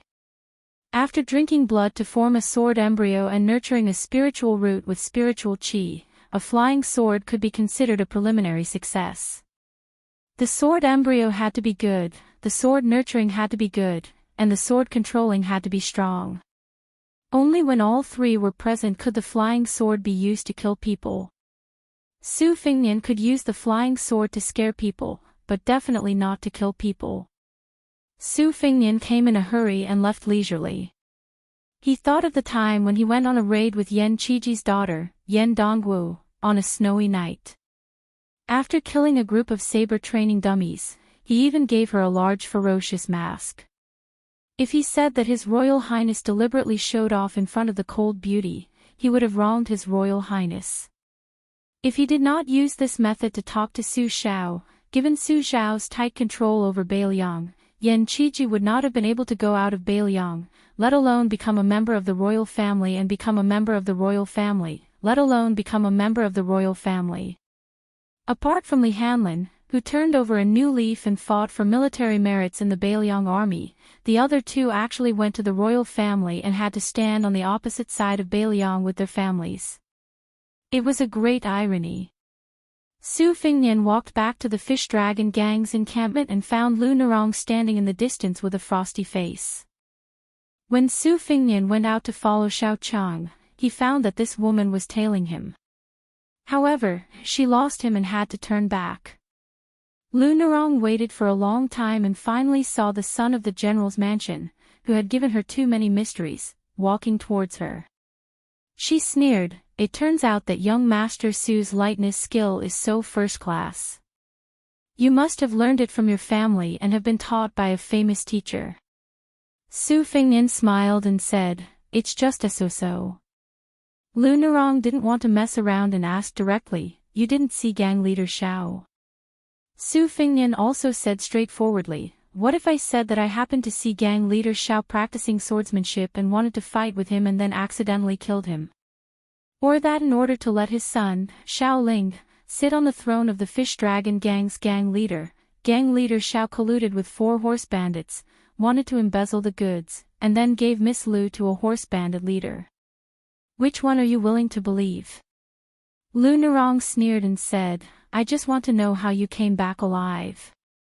Su Fengnian slowly said, "For horse bandits, one of them was nicknamed Li Haida, who used a pair of Xianhua broad axes and golden sparrow mountain axes. Another one was nicknamed Old Copper Coin, who used a padao. Another one was called Scarface, and the last horse bandit's nickname was unknown. Anyway, Xiao Chang was an old acquaintance of one of them. After leaving Tuma Pass, the 4 forces worked together to pull up more than 100 horse bandits. In front of the city, they harassed the Fish Dragon Gang every day with scattered horse bandits. On the last day, if Xiao Chang couldn't drug him, he would be responsible for killing Gong Sun Yang. After that, he would get 4,000 taels of silver. But now they are all dead. I advise you not to get to the bottom of this matter. It's not good for the Fish Dragon Gang. When the time comes, just tell Xiao Ling that his father died in a battle with the horse bandits." Lu Narong stared at Su Fengnian and said, "Do you think I will trust a person who I only know his surname for such a big matter?" Su Fengnian asked back, "You may know all 18 generations of Xiao Chang's ancestors. Do you trust him?" Lu Narong was speechless for a moment. The atmosphere was stiff. Gong Sun Yang limped out of the shadows and tried to smooth things over. He smiled and said, "Miss, I believe young Master Su." Lu Narong snorted coldly and stepped aside. Su Fengnian walked up the hill. Lu Narong looked at his repulsive back and finally, her chest trembled violently, revealing the fear and uneasiness in her heart. She turned her head and asked softly, "Uncle Gong Sun, is that true?" Gong Sun Yang smiled bitterly and said, "The truth is not important. The result is the key. Since young Master Su has returned safely, we might as well pretend that Xiao Chang died in the hands of the horse bandits for the Fish Dragon Gang.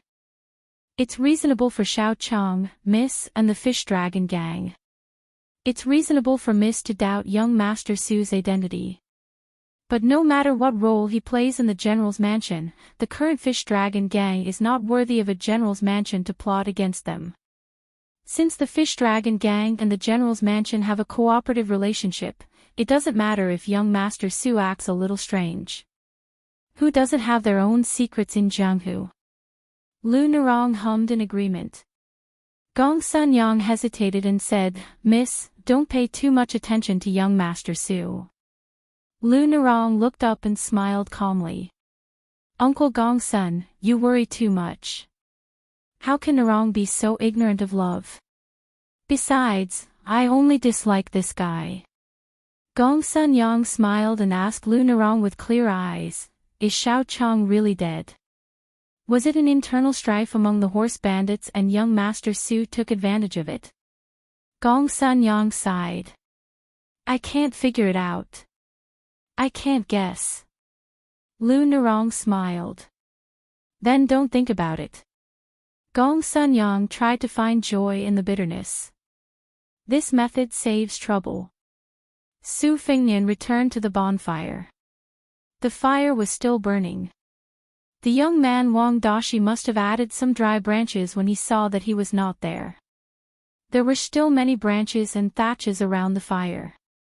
It was not a good thing to sleep at night on the slope. The temperature difference between day and night was huge. The fish dragon gang was not like those who worked as bodyguards all year round. They were already full of bitterness. However, they were shocked by the sporadic appearance of the horse bandits and took turns to be on duty. They were satisfied with just a nap. Su Fengnian silently meditated. There were 361 acupoints in the human body, which were like relay stations. Then, the 12 meridians and the 8 extraordinary meridians were the main relay routes. The circulation of qi was generally orderly and there was a method to follow. Ordinary people could practice swords and knives, but why was the same sword and knife so different in the hands of different people? For ordinary martial artists to control weapons, the so-called method was just a set of tricks passed down from their masters. Occasionally, they would have a few secret manuals of mental cultivation methods, but they would only have about 30 to 40% of their acupoints opened. The nurturing of qi was limited, and it was even more difficult to use it. Taoist practice of the Yellow Courtyard was to open all the 361 caves and blessed lands in the body and seek the majestic qi from heaven and earth. The qi gathered but did not leak out. Wang Zhongluo used the supreme method to instill the Yellow Courtyard into the Great Yellow Courtyard. After losing 4 parts of the Yellow Courtyard, even if Su Fengnian was cautious and clumsy, he had to lose another part. Only half of the Yellow Courtyard was used for his own use, but it had already brought Su Fengnian close to the Vajra realm. Now, Su Fengnian still had 6 acupoints closed. No matter how he breathed according to the unique formula and used the yin and yang to nourish his muscles and bones, he could not break through that layer of window paper. This was already the biggest achievement that the old man with the sheepskin fur coat had obtained under the premise of a few hundred moves of the 2-sleeved green snake tempering. Wang Xianji's knife manual did not elaborate much on the moves. Instead, it listed many obscure and even unreasonable qi circulation trajectories. Most of them went against common sense. However, after Su Fengnian verified it in private, he suddenly saw the light when Old Sword Godly used the embroidered winter knife to explain the sword will and sword moves at the bow of the ship. The more brilliant a sword move was, the more complicated the qi circulation would be to support it. Practice makes perfect. Ordinary people only saw the moves of experts that were played down but had the power to destroy cities and shake mountains. However, they did not know the difficulties and hardships of cultivation. Li Chungang once claimed that he was at the peak of his prime, and his qi circulation could instantly travel 300 miles around his body. Therefore, there was a saying that a sword immortal's move would travel 10,000 miles and be absorbed in 8 extremities. How terrifying was this? Su Fengnian opened his eyes and exhaled a murky breath. He mocked himself. It seems that if one's algebra is not good enough, unless one has a talent that only appears once in 100 years, one will not be able to become a martial arts giant.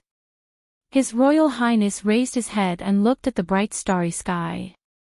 He said seriously, killing 6 second-ranked experts, 2 King Kong and 1 Xianji. Can you do it? Su Fengnian lowered his head and looked at the simple and unadorned spring thunder knife.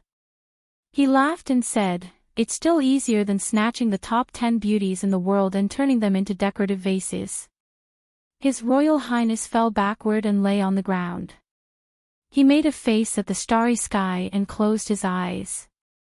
He muttered, "How's the sky?" Chapter 396.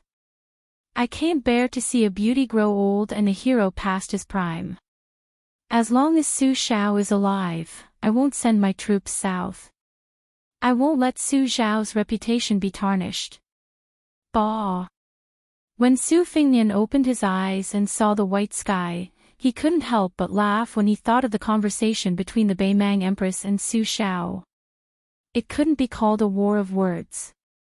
The Northern Mang royal court would always leak out some rumors from time to time, and the Empress, who was over 50 years old, had never concealed her special feelings for Su Xiao.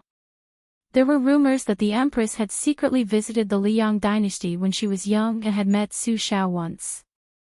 There were even rumors that they had an earth-shattering, short-lived marriage. The officials of the 2 dynasties were skeptical of the former, but naturally, very few people believed the latter. It was mostly spread in the marketplace and countryside.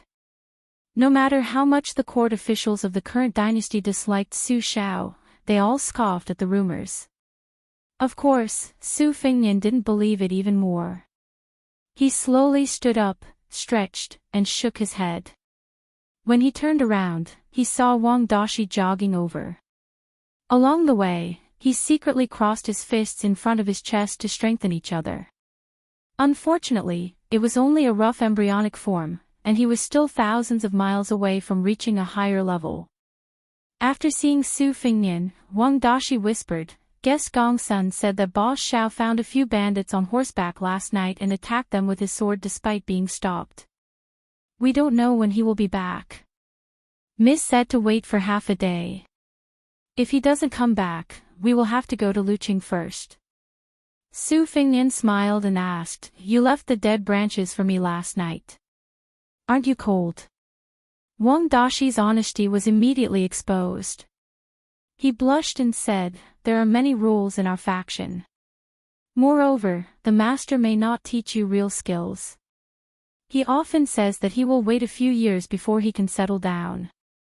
You will forget after a while. When the time comes and you ask about it shamelessly, the master will say that you won't be able to accomplish anything in a few years and that you are not a talent that can be cultivated, so he will put you aside. In the end, it's because I didn't give you enough money." Su Fengnian couldn't help but laugh. "You're actually not that stupid." The young man scratched his head and blushed. He mustered up his courage and said, "Young Master Su, you're different from those masters who only want to pocket money." Su Fengnian, who never rejected flattery, laughed heartily and said, "Good taste." The members of the Fish Dragon gang gathered in groups of 3 to 5 and looked at Wang Dashi with all kinds of eyes. Some despised the coward Wang Dashi for being too flattering, some envied their junior fellow apprentice for being on the general's mansion's boat, and some wondered why the descendant of a general surnamed Su was so happy to talk with Wang Dashi. Generally speaking, those who were young and impetuous would not be nice to this young Master Su. Those who were older and had experienced some things in the Jianghu seemed to be reserved, but in fact, they still hoped that young Master Su would take the initiative to exchange a few pleasantries and give them a way out. They would then squeeze out a smile and try to get close to him. Unfortunately, this young man surnamed Su was too arrogant. He even ignored them when they were almost at Luqing. This made many of the members who hoped to form a good relationship with the general's mansion angry. Su Fengnian glanced at the members of the Fish Dragon gang. "When we return to Lingzhou, you won't have a good life." The young man forced a smile. His smile was slightly bitter, but he didn't have the confusion and fear he had before. This young man was the only one who fought side by side with Lu Nerong at the last moment of the Falling Horse Pass.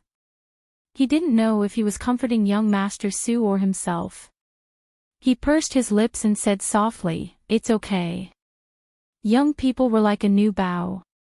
They wouldn't know how much potential they had until they were pulled to an exaggerated degree by life. Su Fengnian stood on a high slope and looked towards the north. Between the Falling Horse Pass and Luqing, there was a Yanhui Pass. The ownership of this isolated city was unclear. Neither father nor mother loved it. The two dynasties tacitly didn't send any officials to be stationed here. Instead, it became a rare and bustling big market.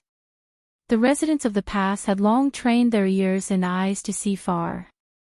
When the war between the two dynasties rose, they would disperse, and when the war stopped, they would gather. They were happy and unfettered. Further north of Yanhui Pass was Beimang's territory without any suspense. It was heavily fortified. Every 5 miles, every 10 miles, and every 100 miles, it was repaired and improved year by year, forming a distinctive and complete military defense system. Gong Sunyang, who was looking towards the north with His Royal Highness, carried his wine bag. There wasn't much green ant wine left, so he awkwardly tied it back to his waist. He introduced the complicated situation of Yanhui Pass to Lu Narong, who was beside him, and said, "Miss, we are still 2 days away from Yanhui Pass. This place is filled with all kinds of people. Many criminals who committed crimes in the south of our dynasty have migrated here. It's the same in Beimang. There are also some soldiers and generals who were stationed at the border who have left their military status for various reasons. Some are spies, and some are simply leading their brothers to do some beheading business. Most of them are fugitives who escaped from hard labor in the army. In addition, there are also those who evade taxes and abscond for fear of punishment, as well as the survivors of the 8 kingdoms of the spring and autumn period who would rather be homeless dogs than live peacefully in Liang. Those who dare to stay in Yanhui Pass for a long time are basically not clean. It's not an exaggeration to say that the children in Yanhui Pass are cruel and merciless. Compared to the young men outside, they are much more experienced. Although we need to replenish our water and food, I think it's better if we don't enter the city with a large group. When the time comes, I'll take a few clever guys to purchase. There's no other way. The fish dragon gang can't withstand the storm at all." Lu Narong nodded and said, "When the time comes, I'll enter the city with Uncle Gongsun. We'll do things steadily." Gongsun Yang said with relief, "I can't hold back my words. Miss, please don't be angry. Although you are a woman, you are born with the good qualities of a woman. You won't stick your neck out. To be honest, when the old leader handed the fish dragon gang over to you, I was still worried. One reason was that I couldn't convince the others, but I was afraid that you would be too arrogant and think that the fish dragon gang's current foundation was justified. If you are determined to forge ahead, you will run into a wall sooner or later. If you take over, you will inevitably lose the steadiness that is the foundation of Jianghu. After this trip, I really underestimated your ability and wisdom." Lu Narong blushed and said, "Uncle Gongsun, I'm actually timid. I'm not as tactful as you say."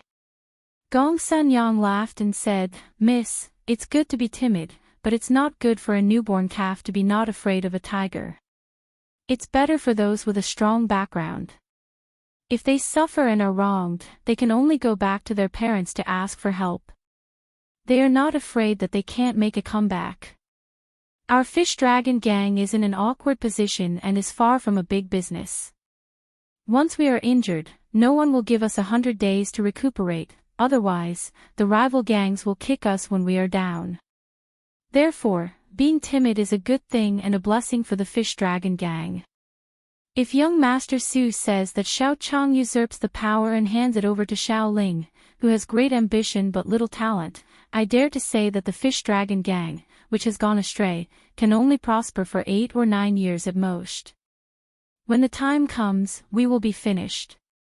Lu Narong didn't expect that the usually taciturn great guest would be so humorous. She was amused and felt much more relaxed. Her eyes became brighter.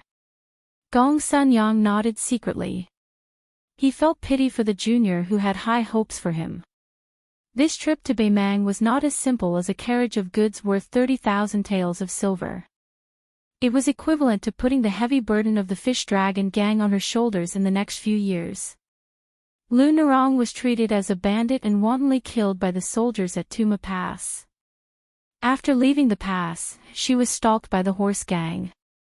Xiao Chang, the original pillar of the gang, was no longer alive. For Lu Narong, who was not even 20 years old, it was a bit heavy.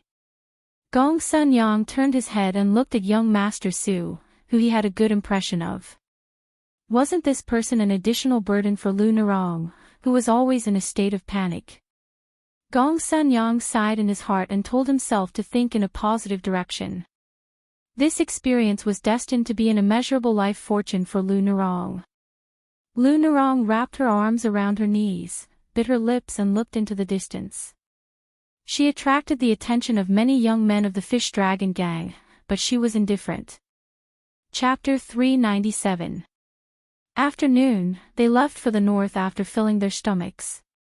Only Su Fingnian, Lu Narong, and Gongsun Yang knew that Xiao Chang, who who was fighting alone, would definitely not show up. When they were going down the slope, Su Fengnian noticed Lu Nerong's complicated look, so he didn't bother to respond. In the past, when he gave a polite smile, his good intentions were treated as ill intentions. Why bother to be cold to someone? Thinking of this, Su Fengnian subconsciously glanced at Lu Nerong's but a few times. Her heroic spirit cultivated from years of practicing martial arts covered up the charm that a woman should have. But if you looked carefully, you would find that Lu Nerong's body was quite chewy, and her pair of long legs were especially tight and elastic. However, Su Fengnian just wanted to take advantage of the fact that no one was paying attention. In this desert, where there was no village or shop, any woman was a priceless treasure, let alone an outstanding woman like Lu Nerong. The sun was scorching, and the heat wave hit their faces. The members of the fish dragon gang were all sweating profusely. Lu Nerong rode on the horse, sweat dripping down her cheeks from time to time. Only Su Fengnian breathed in and out continuously. His precious big yellow hull, which was like a gift from heaven, made his whole body cool down. Wang Dashi, who was beside young Master Su, reduced the heat a lot. The young man didn't realize that he had taken advantage of young Master Su. He was only focused on silently reciting the formula of the fish technique. Young Master Su said that the clumsy bird flies first, and hard work makes up for it. Although Su Fengnian rode the horse leisurely, he didn't slack off at all. Other people practice martial arts by racking their brains to take a shortcut to the realm, but His Royal Highness did the opposite. He specifically chose the most complicated meridian flow chart in the knife manual to regulate his breath. Other people preferred simplicity, and he preferred complexity. Only when the qi blocked and caused the chest to feel uncomfortable, would he leisurely exhale a mouthful of stagnant qi. Inexplicably, the essence of the knife manual that Su Fengnian was practicing was actually a detailed description of Li Chuangong's sword qi rolling dragon wall, which was named Open Shoe Style on the manual. What a good sword qi rolling dragon wall! The qi in Su Fengnian's qi flowed wildly, as if thousands of sword qi were twisting his heart and lungs. Fortunately, His Royal Highness's face was as usual. Su Fengnian's qi didn't stop, but he narrowed his eyes and looked into the distance. A vigorous figure appeared out of thin air from a high slope. After jumping down, his feet stirred up a cloud of dust. Then he rushed forward rapidly, paused for a moment, turned slightly, and crashed into the team of the fish dragon gang that was vaguely in front of them. The group of people was stunned. What was even more shocking was that in just a few breaths, dozens of figures also jumped down from the high slope. The first 10 or so people landed gracefully, but the later ones who were not good at lightness skill fell flat on their faces. After rolling on the ground, they didn't care about their manners and continued to rush forward. Looking at the situation, it seemed that these 30 or 40 people were chasing after the man who was about to rush into the fish dragon gang's formation.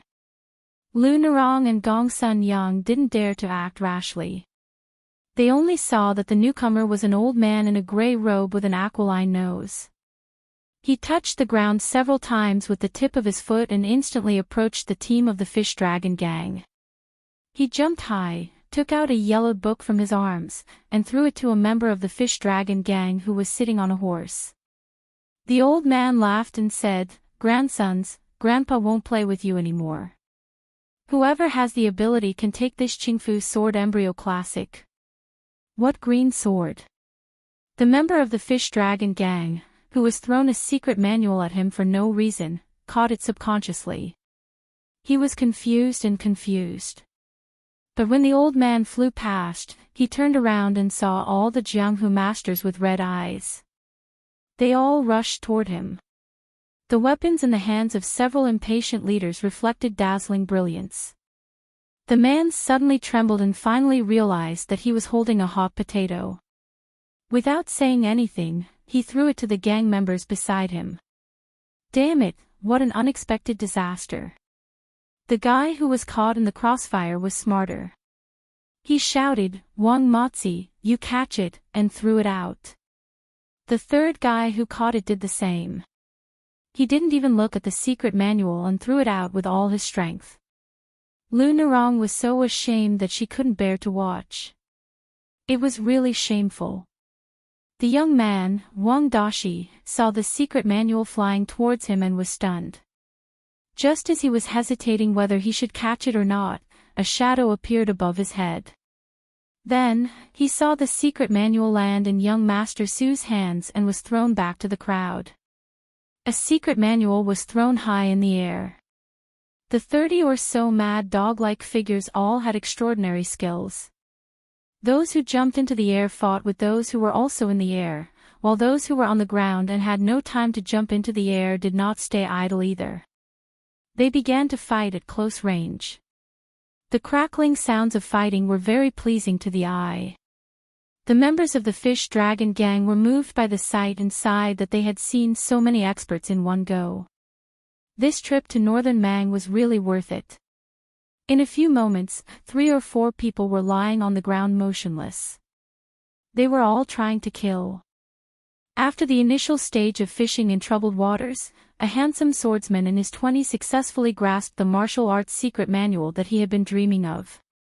Immediately, 6 of his allies who were also sword users retreated and formed a strange sword formation with the handsome young man to defend against the enemies. Su Fengnian narrowed his eyes. It turned out to be a rare chessboard sword formation. It could turn into a conical formation that could easily cut the opponent's body when attacking, and a Tianyuan formation that could be used to defend. It was very likely that this swordsman was from the chess and sword music school in Beimang. Su Fengnian wanted to remind these masters that the secret manual was probably fake, but he hesitated and gave up. He was about to signal Lu Narong to move on and not get involved in this mess. The outstanding young swordsman in white took a closer look at the cover and really threw the secret manual on the ground. He said angrily, "It's fake. What kind of a legend of the ram is this?" The old man with a hooked nose, who was as cunning as an old fox, had already escaped. The old man's lightness skill was better than everyone else's. With this delay, he could fly away. Lu Narong watched the bustling scene and came to her senses. She wanted to leave this place, but the situation had already determined that the Fish Dragon gang couldn't leave. Those heroes who had been chasing after the secret manual all stared at them with their eyes wide open. It was obvious that they wanted to vent their anger on the Fish Dragon gang. The handsome young man from the chess and sword music school looked cold. He didn't take the lead to attack the Fish Dragon gang. At least he had the bearing of a big sect. Lu Narong was carefully thinking about her words. Unexpectedly, the man surnamed Su spoke first. "Heroes, every injustice has its perpetrator and every debt has its debtor. We also suffered an undeserved disaster.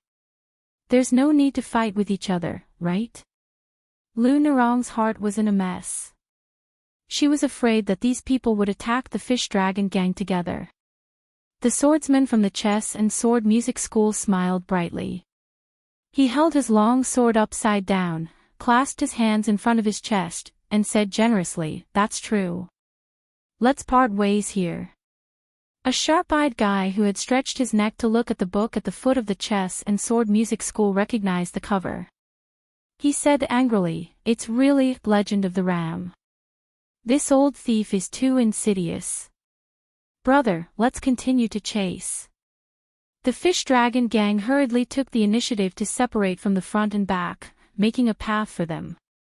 Except for the few corpses who had lost their lives here, the remaining 30 or so people passed by in a line. The chess and sword music school was no exception. However, the young man with a green long sword stopped and asked Lu Narong with a smile, "I'm Wang Weishue from the chess and sword music school. May I know your name, miss?" After hearing his words, a few boorish men in the front who didn't get along with him didn't stop and muttered, "He came to steal the secret manual but didn't forget to hook up with the roadside weeds. What a bastard!